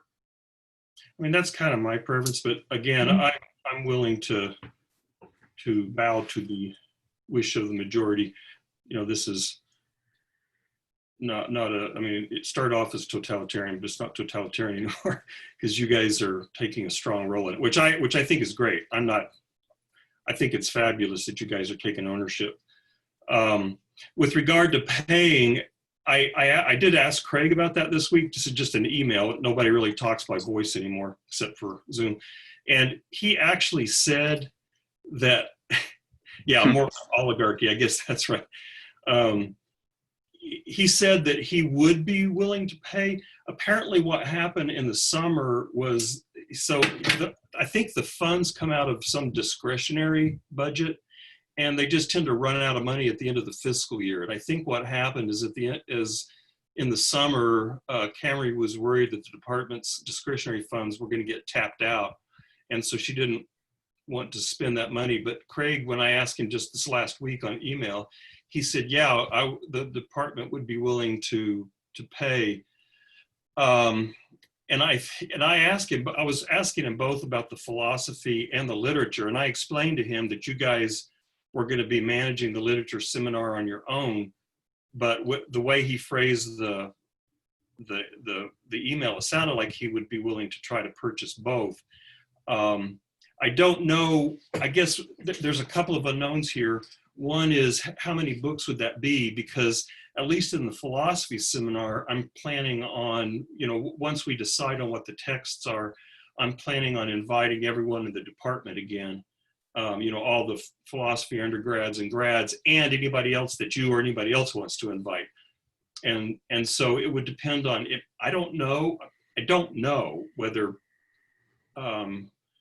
Craig's willingness to buy books depends on how much it ends up costing. So, maybe it's going to depend on how many people there are, or maybe he's going to be willing to buy a certain number of copies, or maybe he's going to be willing to defer the cost of, partly, or maybe he's going to be willing to buy them all. I don't know. but at least he is going to be willing to throw some money into it. And his initial comment, honestly, was just, yeah, we'll buy the books. So, you know, hopefully we can get them all free again. That would be nice. So that brings me to one question. So do you guys on the literature seminar, do you want to invite the entire, you know, all the undergrads and grads? Or do you keep it as a just group? It's up to you guys. Or have you not decided yet? You know, I wouldn't mind. I think it kind of depends what book we'd end up picking. Yeah, I guess I wouldn't mind personally. I wouldn't mind either. No. Well, you don't have to make a decision right this moment. I'm probably going to send an email out for the philosophy seminar maybe the week before classes start, or maybe 2 weeks before classes start, something like that, which I guess isn't that far away, but because, you know, so I don't want to wait too late because I want to be able to get started within the second week of classes. But so you guys think about it, talk about it, and maybe like Chase said, maybe it depends on what book you choose. Yeah. And if you decide you do want to do that, let me know, and I will either make the request to Camry myself, or I will ask her, and if she's comfortable with you working with one of you guys directly, I will just introduce, you know, put the connection together, because she manages those lists. I do not have a student list. You know, what you do is you send the text to her and say, please send this out, and then she broadcasts it. But if you decide you want to do that, I'm willing, you know, I'm happy to be the connector between those. Yeah, I figure we probably won't, like, once things get going, we won't really need to email. We'll probably just make announcements in the Discord and stuff like that. So, but yeah, to start out, I think, you know, once we get the Discord server and once we probably have a better idea of what the book is, I can email you and let you know what the situation is. That sounds good. And the only other thing is, I would like for you to keep me in the loop on this literature thing, for one reason, because maybe there's an outside chance I would be able to participate, although I don't have a great hope of that. But the other one is, from what you guys are talking about, I'd like to see how the technology works. Yeah. And just see how, you know, how the video works, and how I just want to see how because I've never used Discord. I've heard of it, but I'm interested to see how it works. So the philosophy seminar, I'll probably still use Zoom because that's what I'm familiar with. But you know, if your experiment, since you guys are willing to put in the effort to try to make it work, so I don't have to do that. I can be lazy. I can just sort of gain the benefit of your experiment. Yeah. And see how that works, and you know, maybe that might be something I want to do in the future too. Yeah, and I'm happy to help you out with that. I've used Discord, and I'll probably be feeling my way around it as well, so I can let you know what problems I run into and stuff like that. So. Yeah. So initially, I just want to, you know, be included so that I can drop in and kind of see how it's working. Yeah. And then after you guys have used it for a few months or a semester, then I can, you know, say, so Travis, how was that? And do you want to keep doing that? And then ask you for all the goodies. Yeah. Cool. Okay. Anything else? No, I think that's about it. I've got two very small things. Immediate 1 second questions or comments. First off, Chase, I saw Hereditary last night. It was very good. Awesome. All right. Nevitt, have you ever read Critique of Pure Reason? Mm-hmm. The whole damn thing? Yes. No, I haven't read the whole thing. I've read bits and pieces of it. Okay, well, that's what I want, just so that we know going forward. I've never read it either, and I think it would be useful to read that. You know, I would be willing to read it. Yeah, that's what I'm saying. It's like, I guess I have to at some point. I feel like I'd be willing to read it in this group. If you guys were game, it might be something we would have to do, like the Merleau-Ponty. We might have to split it over a couple semesters or something, because it's a fucking dense book. But, yeah, exactly. I was even thinking about, I don't know, Kant seems like a behemoth, like, especially that, I don't know what it's like 800 pages or something ridiculous. Yeah, I think I have a good idea of what Hunter's like ideal books are. They're all like 600 pages, which I'm pretty much down with that. But yeah, like Critique of Pure Reason. Oh, Well, you know, yeah. I don't, you know, Brad's probably not going to be able to participate because he's just too busy. But he was in a course this last, I think it was in the spring, where they read Reason. So if he could be of help. And you know, that's a book that you sometimes get in graduate school. But interestingly, I was in graduate school for an inordinate amount of time, and there was never a seminar on Critique of Pure Reason. I had one guy told me that he was in a graduate seminar where they read all 3 critiques in one semester, which must have just been gut wrenching. But yeah, that's impossible. One of the that's one of those books that I feel like I should have read and haven't. So yeah, I really kind of want to read the third critique, the Critique of Judgment, the most. But well, I kind of want to know about the first critique, but I don't really want to actually read it, to be honest. I'd rather have just like the 200-page like summary of like the cliff notes of it, and then go on and then look at maybe something about the third critique. That's my personal thing. But because Kant is yeah, I don't know, just like the way he writes, not a big fan. So this is a book that was real helpful to me. It's called Kant's Theory of Knowledge by Justice Hartnack. And it's published by Hackett, which means it's likely to be cheap. And he says it's an introduction to the Critique of Pure Reason, but it's kind of like the Cliff Notes for the Critique of Pure Reason. So I found it very readable and intelligible. So I'm not proposing that for a seminar necessarily, just thinking it's a good, so Chase, if you want the less painful version, you could try this. It's pretty good. Yeah, I'd prefer that one. Okay, so anything else? Okay, well, thanks again, guys, and we'll see you next week, or actually Friday. Bye-bye. All right, see y'all later.